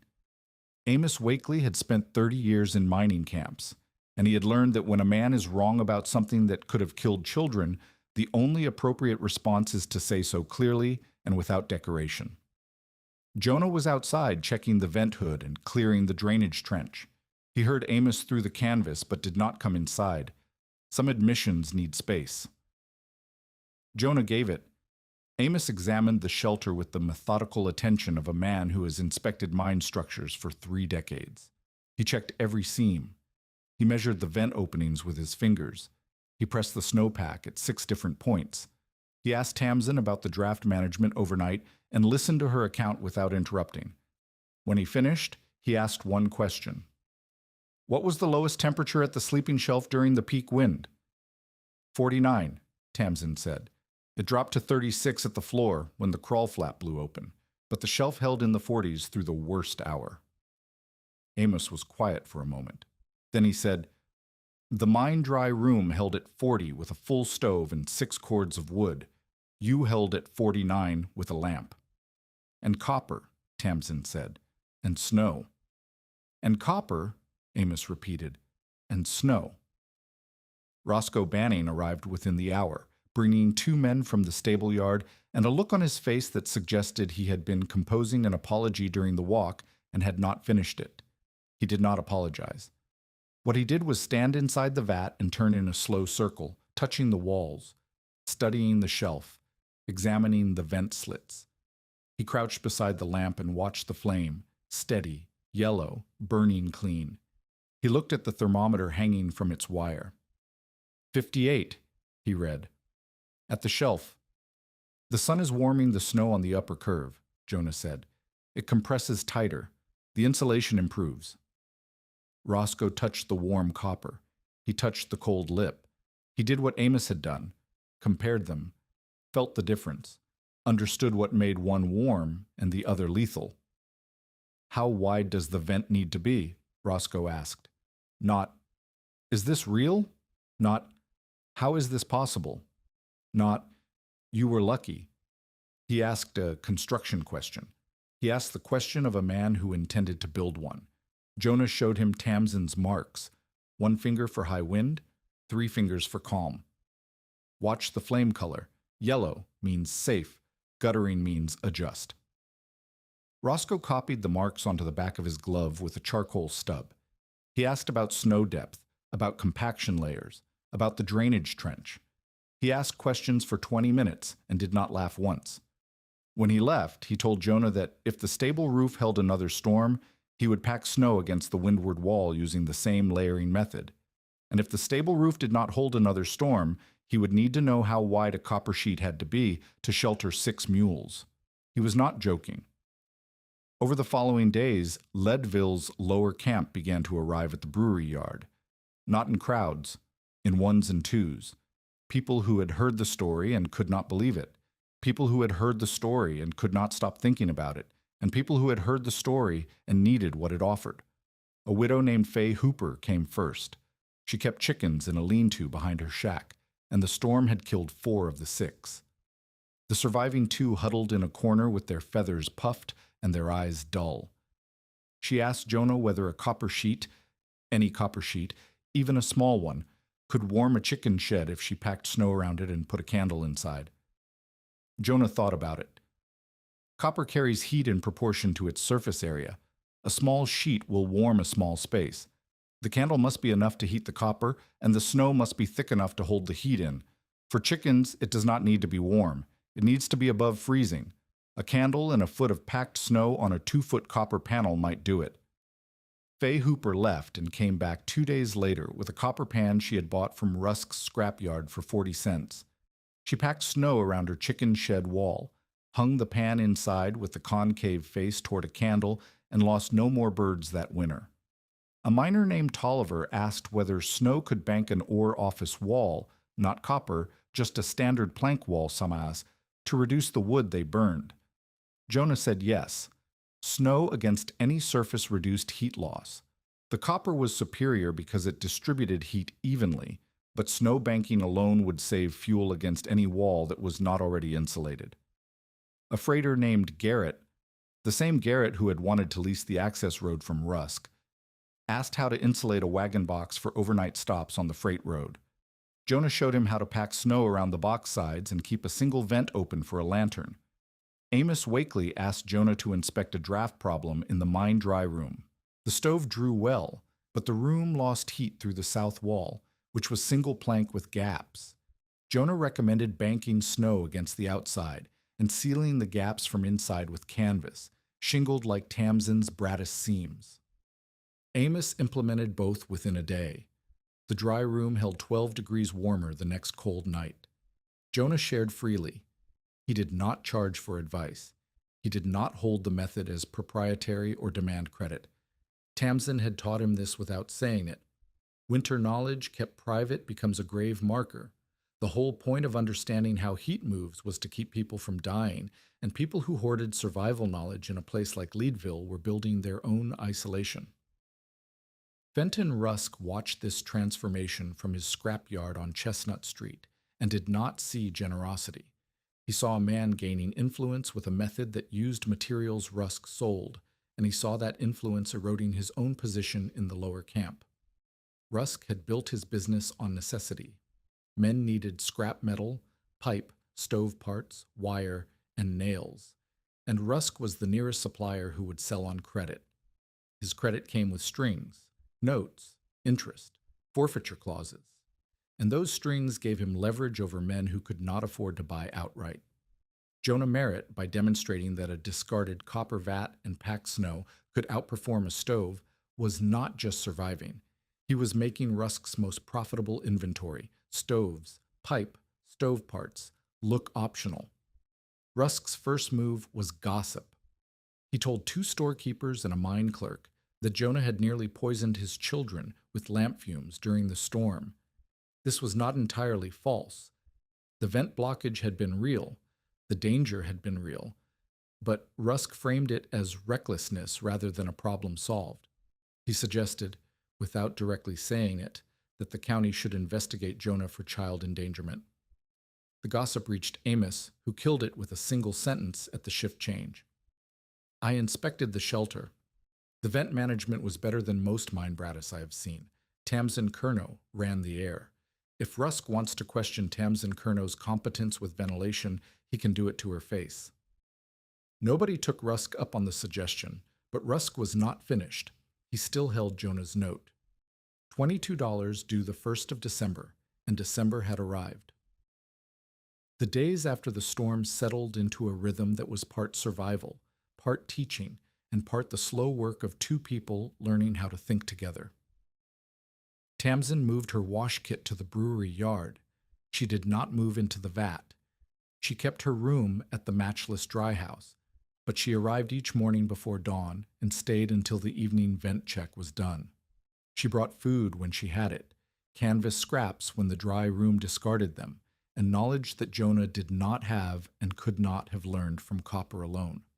They refined the design together. In the days after the storm, the weaknesses had been clear. The rear seam was too thin. The crawl flap was not weighted enough.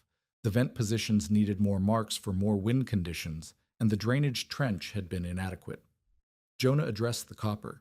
He found a second copper panel, smaller, 2 feet by 3, chas, in the brewery debris, and mounted it above the lamp on wire supports. The panel caught the rising heat and radiated it laterally, warming the upper curve more evenly. The temperature at the sleeping shelf rose 4 degrees without burning more kerosene. Tamsin addressed the canvas. She stitched a second inner curtain, creating a pocket between the outer canvas and the inner layer. The dead air trapped between the two layers added insulation at the mouth, where heat loss was greatest. She weighted the crawl flap with stones sewn into the hem so that wind could not blow it inward. Their conversations during this work were the conversations of two people who respected different materials. "The copper does not forgive gaps," Jonah said once, pressing a rivet seam that had loosened. "If the surface is not continuous, the heat pools instead of spreading. One loose rivet and you get a cold spot." "Canvas is the opposite," Tamsin said.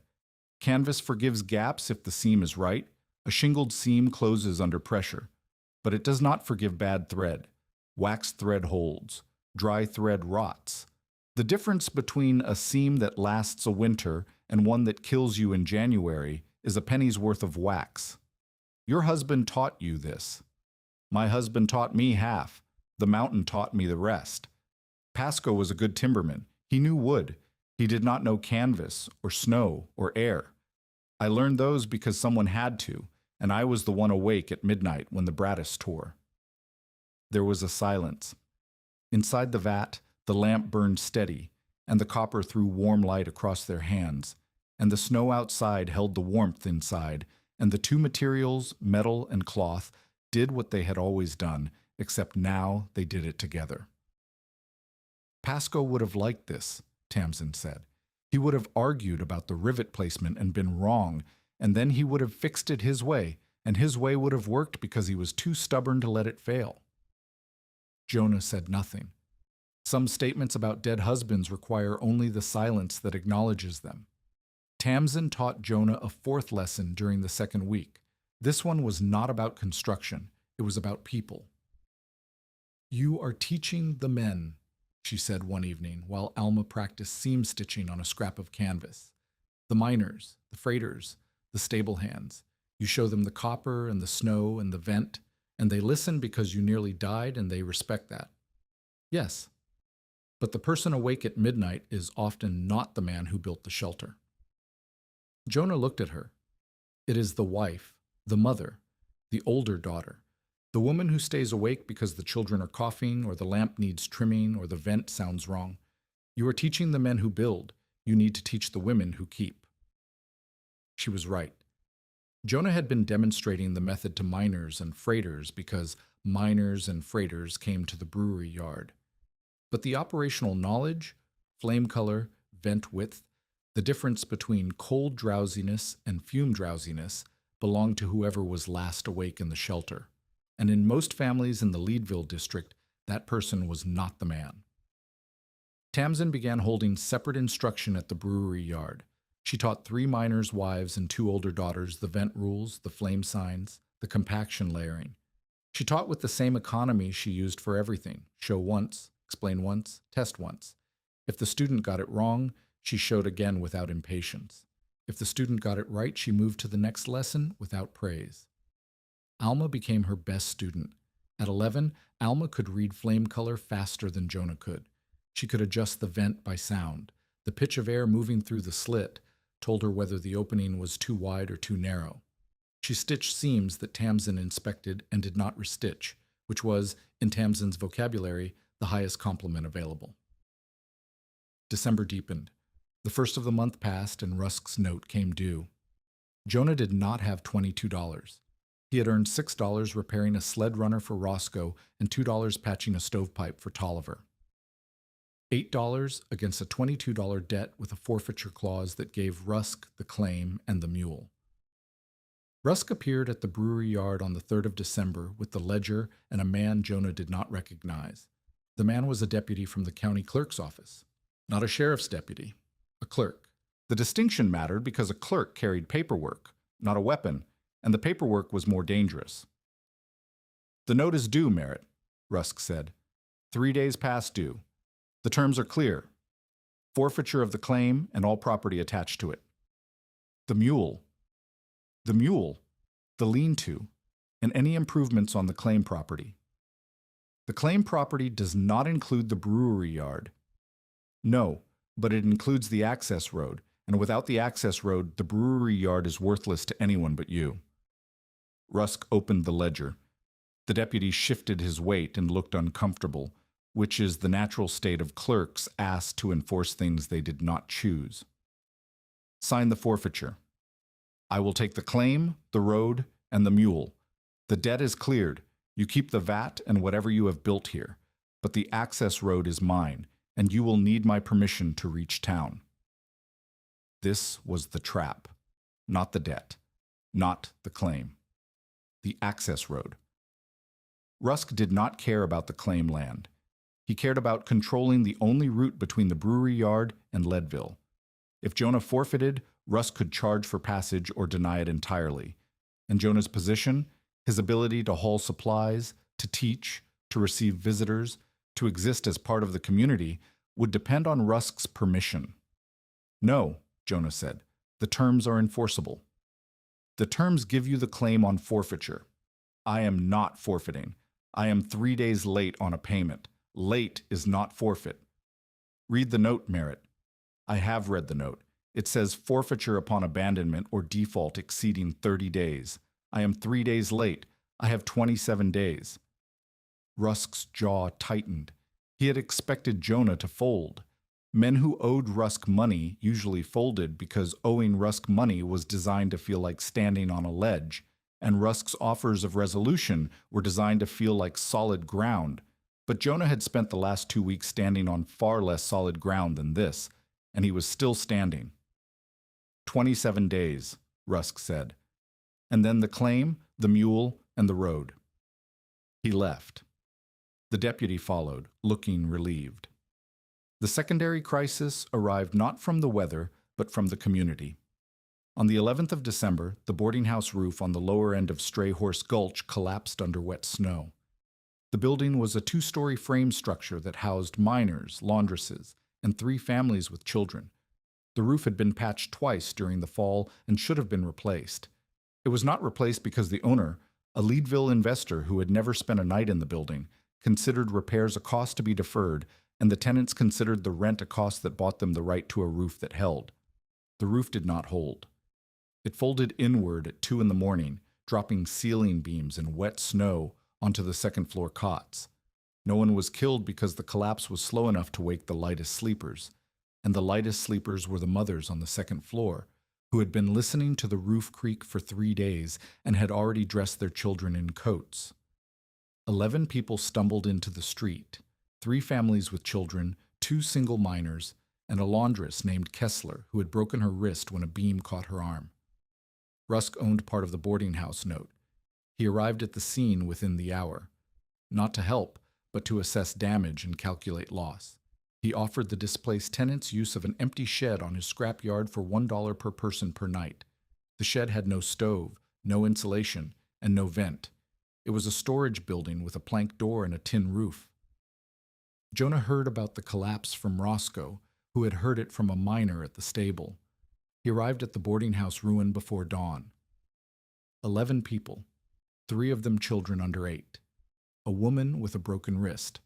December at 10,200 feet, with another cold front predicted within days. Jonah did not ask permission. He led the group to the brewery yard. The copper vat could hold the children and the injured woman. A boiler shell from the brewery debris, smaller than the vat but sound, could be packed with snow and fitted with canvas and a lamp for 4 adults. An ore bin near the collapsed shed, lined with canvas and banked with snow, could shelter the remaining 3. The problem was scale. 1 lamp in 1 vat was a system Jonah understood. 3 shelters, 11 bodies. 3 different structures with different thermal properties and different ventilation needs. This was something else. Tamsin organized the work. She assigned tasks the way she had once assigned Brattis sections in the mine, quickly, clearly, without asking whether people could do what she told them to do. Roscoe brought straw and sawdust. Amos sent canvas from the mine stores. 2 of the displaced miners, once they understood what was being built, began packing snow without instruction. The boiler shell was sealed and packed by afternoon.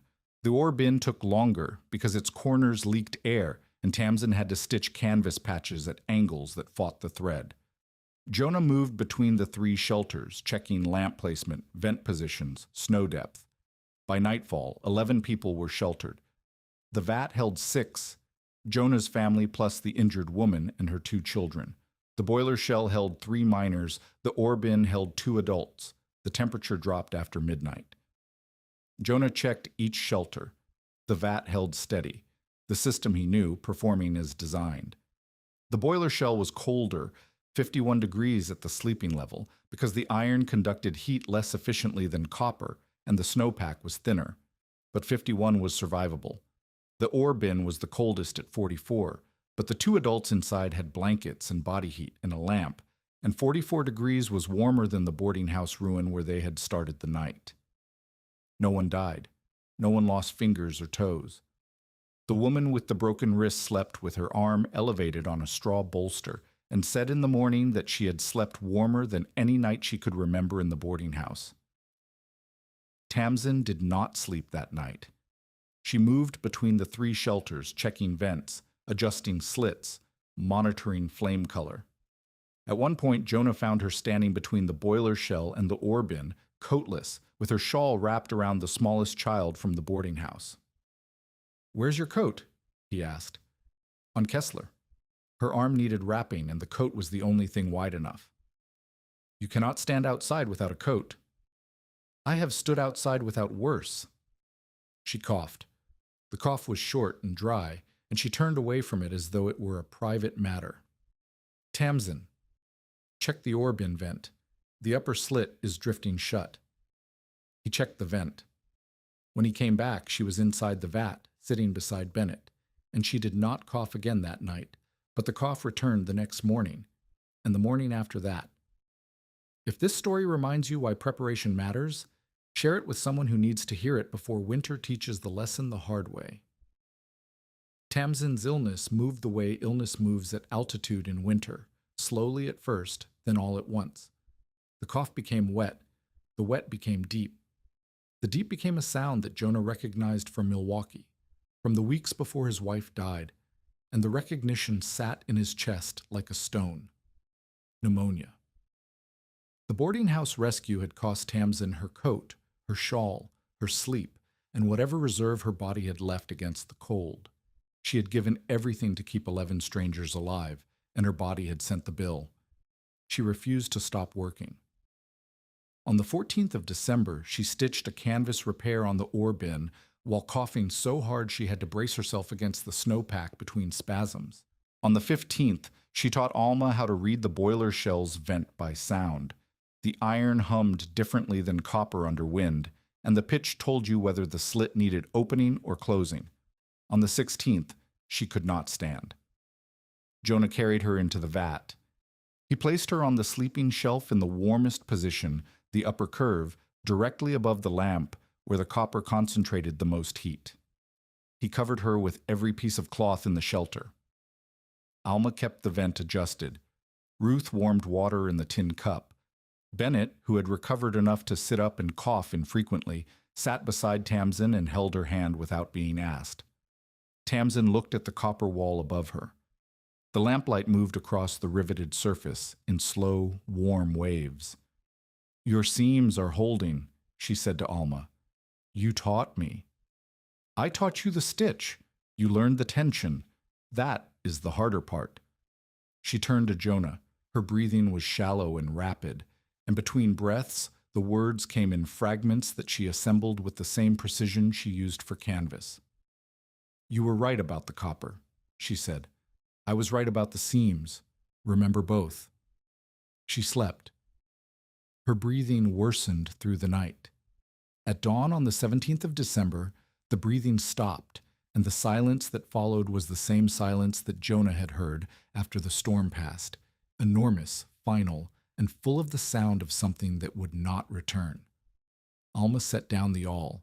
It was Tamsin's awl, the one she had carried in her canvas sack that first morning, the one she had used to cut the vent slits and stitch the brattice seams and teach an 11-year-old girl how to keep a shelter alive. Alma picked it up again. She held it for a moment, turning it in the lamplight, and then she put it in the pocket of her coat and did not take it out again that day. Jonah did not cry in front of the children. He wrapped Tamsin in the canvas she had stitched and carried her out into the cold morning air and set her down on the snow beside the brewery shed.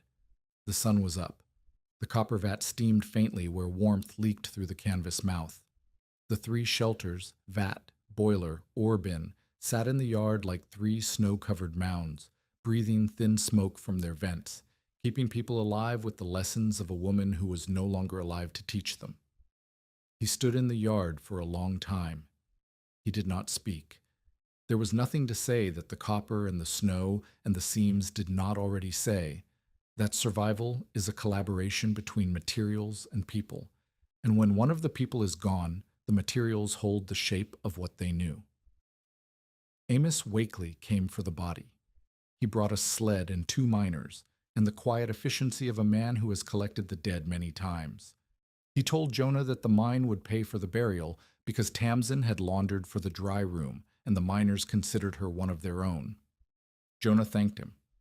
Then he went inside the vat and checked the vents, and adjusted the flame and inspected every seam Tamsin had stitched, running his fingers along the waxed thread she had pulled tight, and he made sure every one of them held. They held. The days after Tamsin's death were not quiet. Jonah would have preferred quiet.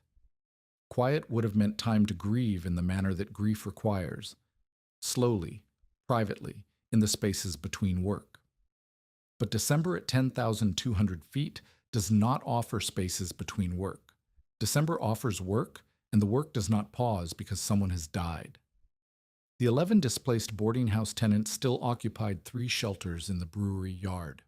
The boiler shell needed snow repacked every third day because the iron contracted in cold and opened hairline gaps at the seam welds.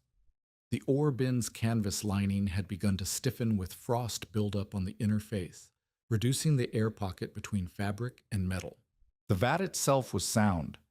Tamsin's seams held, the copper distributed, the snow insulated, but the kerosene supply was dropping, and kerosene in Leadville in December cost 60 cents a gallon, which was twice what it cost in September because the freight road was dangerous and the Teamsters charged for risk. Jonah had $14. He had earned 6 more from repair jobs since the storm. He owed Rusk 22, with 21 days remaining on the forfeiture clock.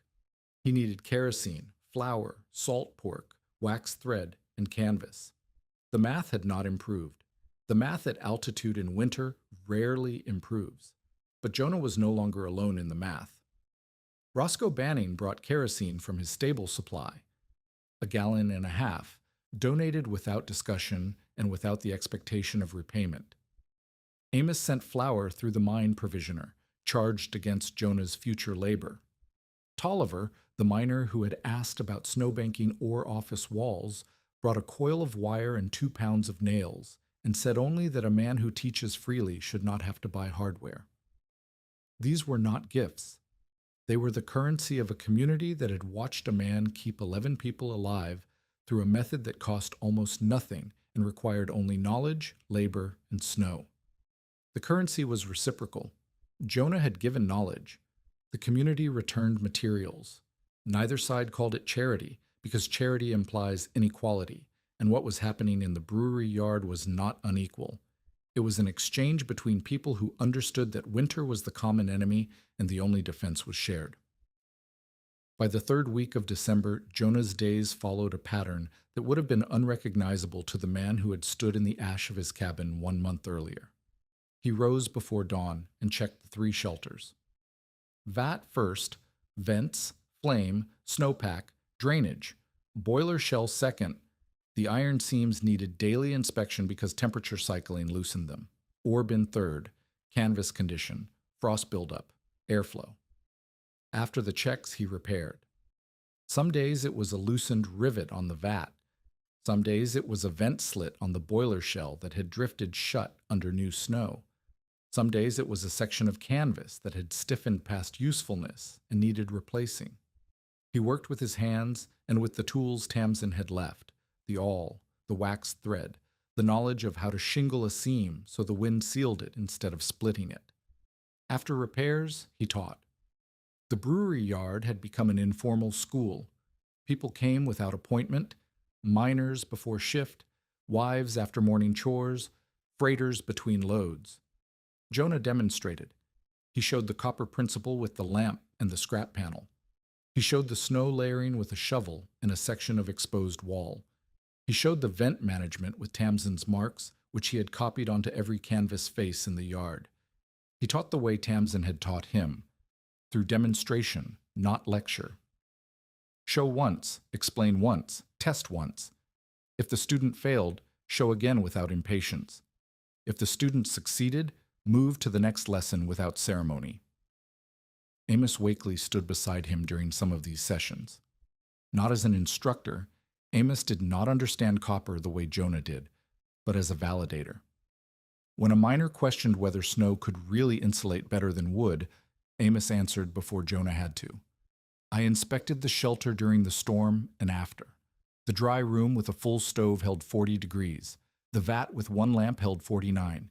You can argue with the method, or you can argue with the thermometer, but the thermometer does not care about your opinion. Nobody argued with Amos Wakely twice. Roscoe built a small snow-banked shelter for his stable hands. He used a section of iron roofing as the conducting surface, packed snow 2 feet deep on 3 sides, and fitted a canvas front with the shingled seam method Tamsin had designed. It was not as efficient as copper. Iron conducts heat less than copper by a wide margin, but it was warmer than the unbanked stable by 12 degrees, and his hands stopped losing feeling during overnight watches. Alma became the person Tamsin had predicted she would become. She taught 2 younger children, the boarding house woman's daughters, ages 9 and 6, how to keep mittens dry around metal, how to read flame color, how to listen to a vent. She stitched seams that held through wind. She adjusted vents by ear. At 11 years old, she was the most reliable shelter keeper in the brewery yard, and she carried Tamsin's awl in her coat pocket the way a soldier carries a weapon, not to show it, but to use it when the moment required. Christmas passed without ceremony. Jonah could not afford ceremony, and the children did not ask for it. What Ruth asked for was straw for the sleeping shelf, because the barrel staves were hard, and her hip ached in the morning. Jonah got the straw from Roscoe. What Alma asked for was a second awl, because one was not enough to teach 2 students at the same time. Jonah made one from a nail and a barrel stave handle. What Bennett asked for was to go outside and help pack snow, because he was tired of sitting on the shelf and coughing while everyone else worked. Bennett's cough had improved. The warm, managed air inside the vat had done what Tamsin said it would, loosened what cold tightened, given his lungs space to heal. He was not well. He would not be fully well for months. But he was stronger, and strength at 4 years old is measured in the distance between lying down and standing up, and Bennett was standing. Jonah let him pack snow, small loads carried in the tin cup, pressed against the lower curve of the vat, with hands that were too small to cover more than a few inches at a time. It was not efficient labor. It was not meant to be.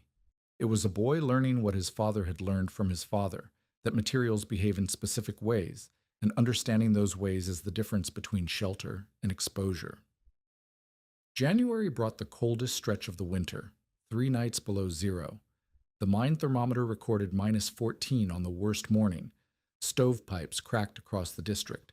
2 cabins lost their hearth fires when chimney drafts reversed in the extreme cold.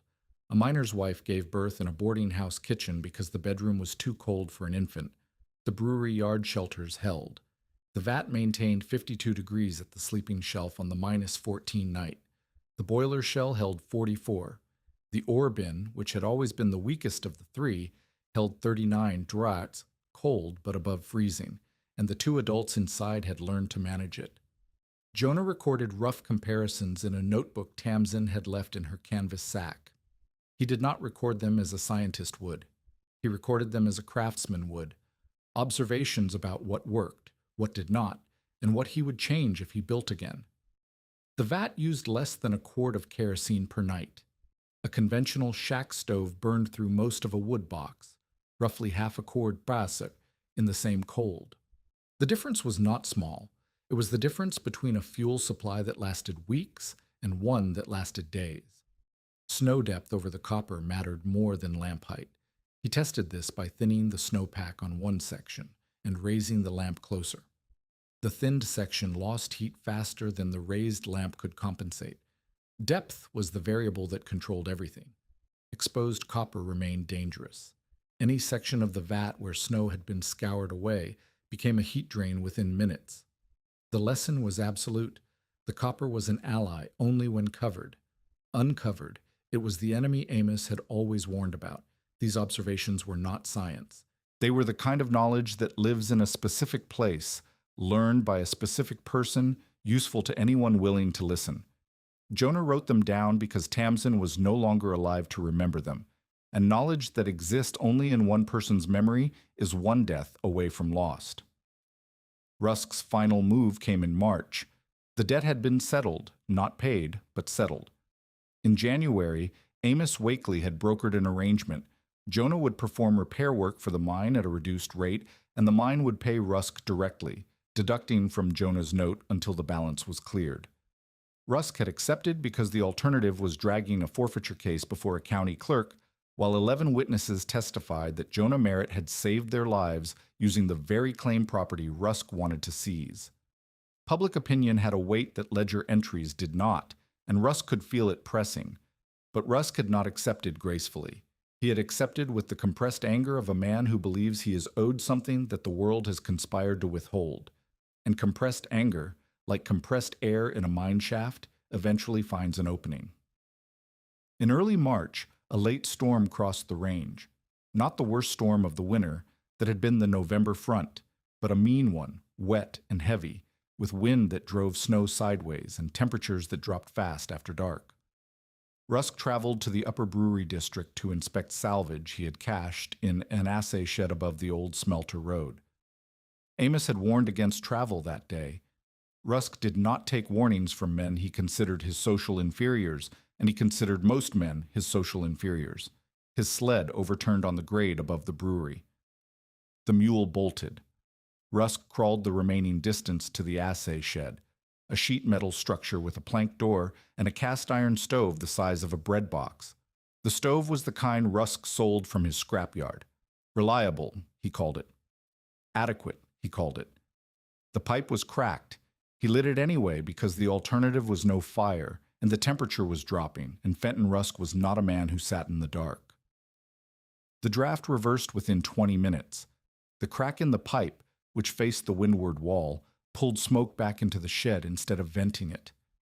The shed filled. Rusk opened the door to clear the air, and the wind drove snow and cold into the space faster than the stove could heat it. He closed the door. The smoke built again. He opened it. The cold entered. Open door. Cold. Closed door. Smoke. The stove that Rusk had sold to a dozen men as adequate was killing him by the same mechanism that had nearly killed Will Dacey in November. A cracked pipe, a reverse draft, a metal shelter that gave heat to the wind as fast as the fire could produce it.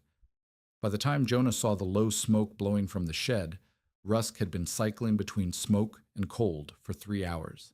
The fire had died because Rusk's hands were too stiff to feed it. He was sitting against the back wall of the shed with his legs drawn up and his face gray and his breath visible in short, weak bursts. Jonah did not hesitate.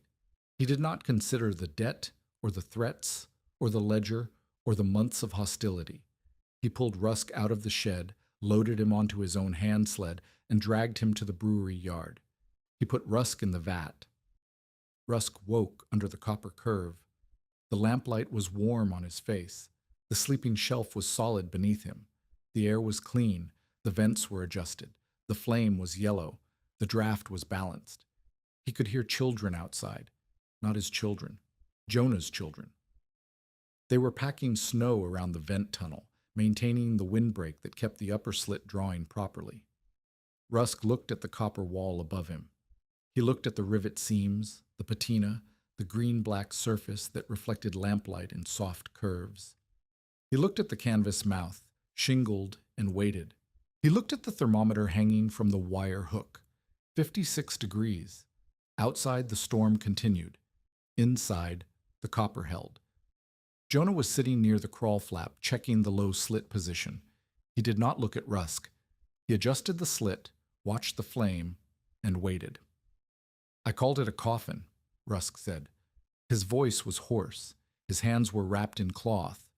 His feet, which had been exposed in wet boots for hours, were elevated on a straw bolster. He was alive because the man he had tried to ruin had dragged him into the shelter he had tried to seize. "You were almost right," Jonah said.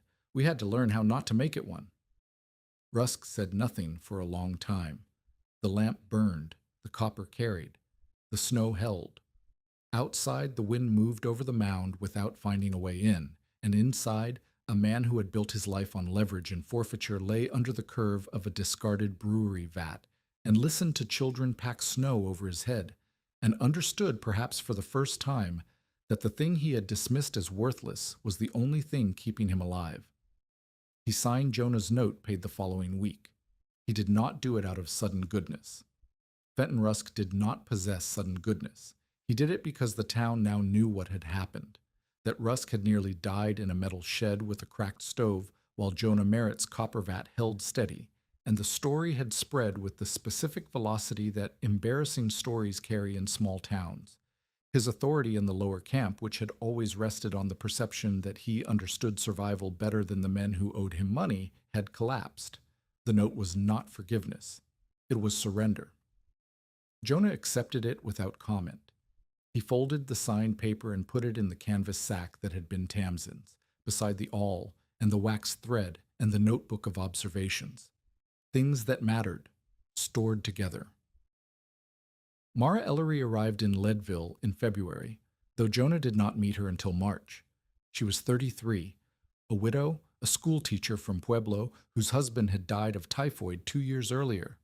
She had come to Leadville because the mining district needed teachers and because Pueblo held nothing for her anymore except the room where her husband had died and the school where his absence sat in the empty chair at every parent's meeting. She had heard about the boarding house collapse and the brewery yard shelters from a letter written by Fay Hooper, the widow with the chickens, to a cousin in Pueblo. The letter described Jonah's method in practical terms. Copper conducts, snow insulates, vents must be managed. Anyone can learn it. Mara, who had spent her teaching career organizing information for children, recognized something in the description that went beyond survival. She recognized a system that could be taught. She found Jonah at the brewery yard on a March afternoon when the snow was beginning to soften and the first melt was running through the drainage trenches. She was not tall. She was not striking in any way that frontier stories usually describe women. She was practical-faced and direct-spoken, and she wore a coat that fit badly because it had been her husband's, and she had not replaced it. "I am told you teach a method for winter shelter," she said. "I do? I am told women and children learn it as well as men. Better sometimes. The person awake at midnight is usually not the man who built the shelter." Mara looked at him. "Who told you that?" "A woman named Tamsin Curnow. She died in December." "I am sorry." "So am I." A silence, not awkward. The silence of two people who have both buried someone and recognized the shape of it in each other. "I am a teacher," Mara said. "I organize lessons. I write things down so that children and adults can follow them without the person who invented them standing in the room. I would like to write down your method." "It is not my method. It is copper and snow and canvas. Tamsin knew the canvas better than I do. My father knew the copper. I put them together." "Then I would like to write down how you put them together, so that the next person does not need to discover it during a fire." Jonah looked at this woman who had arrived without introduction and spoken to him as a professional speaking to another professional, not with sympathy, not with admiration, not with the careful distance that people used when approaching someone who had become locally famous for doing something desperate. She spoke to him as someone who understood that knowledge without documentation is one generation from extinction. "Alma," he called. His daughter appeared from behind the boiler shell, where she had been inspecting a seam. "Bring Tamsin's notebook." They began that afternoon. Mara sat on a barrel stave with the notebook on her knee and a pencil stub in her hand and asked questions. Not "how did it feel" questions. Not "what was the worst moment" questions. Construction questions. What diameter of vent for what size shelter? What depth of snow for what wind speed? What flame color indicates what air quality? How to shingle a seam? how to build a layered snowpack, how to read a draft by sound. Jonah answered. Alma corrected him twice, once on the vent width for the boiler shell, which she knew better than he did, and once on the thread waxing method, which Tamsin had refined after teaching Jonah, and which Alma had learned in the refined version. Mara wrote it all down. She organized it into sections. She drew diagrams, simple ones, the kind a child could follow. She labeled everything. She asked Jonah to check the diagrams against the actual structures, and he did, and he corrected 2 measurements, and she rewrote them without complaint. By the end of March, Mara had produced a document she called Merritt's Winter Rules. It was not a scientific paper. It was not a patent application. It was a set of instructions written in plain language with diagrams, organized so that a person who had never seen a copper vat could understand why it worked and how to build a version of it with whatever materials were available. She gave copies to Amos, who posted one in the mine dry room. She gave a copy to Roscoe, who nailed it to the stable wall. She gave a copy to the Methodist Hall, where the relief coordinator read it and ordered 3 copper panels from Denver for the following winter. The courtship, if it could be called that, happened through this work. Jonah and Mara did not walk together or dine together, or perform any of the rituals that courtship usually involves. They worked together. They organized lessons. They taught side by side, Jonah demonstrating, Mara explaining, Alma correcting both of them when their descriptions did not match what the structures actually did. By spring, Mara and Jonah were not framed as romantic destiny. They were 2 people who had chosen the same kind of duty, keeping knowledge alive, and who had discovered that choosing the same duty is a stronger foundation than choosing each other. By the following winter, Jonah had helped build 6 snow-banked emergency shelters in the Leadville district.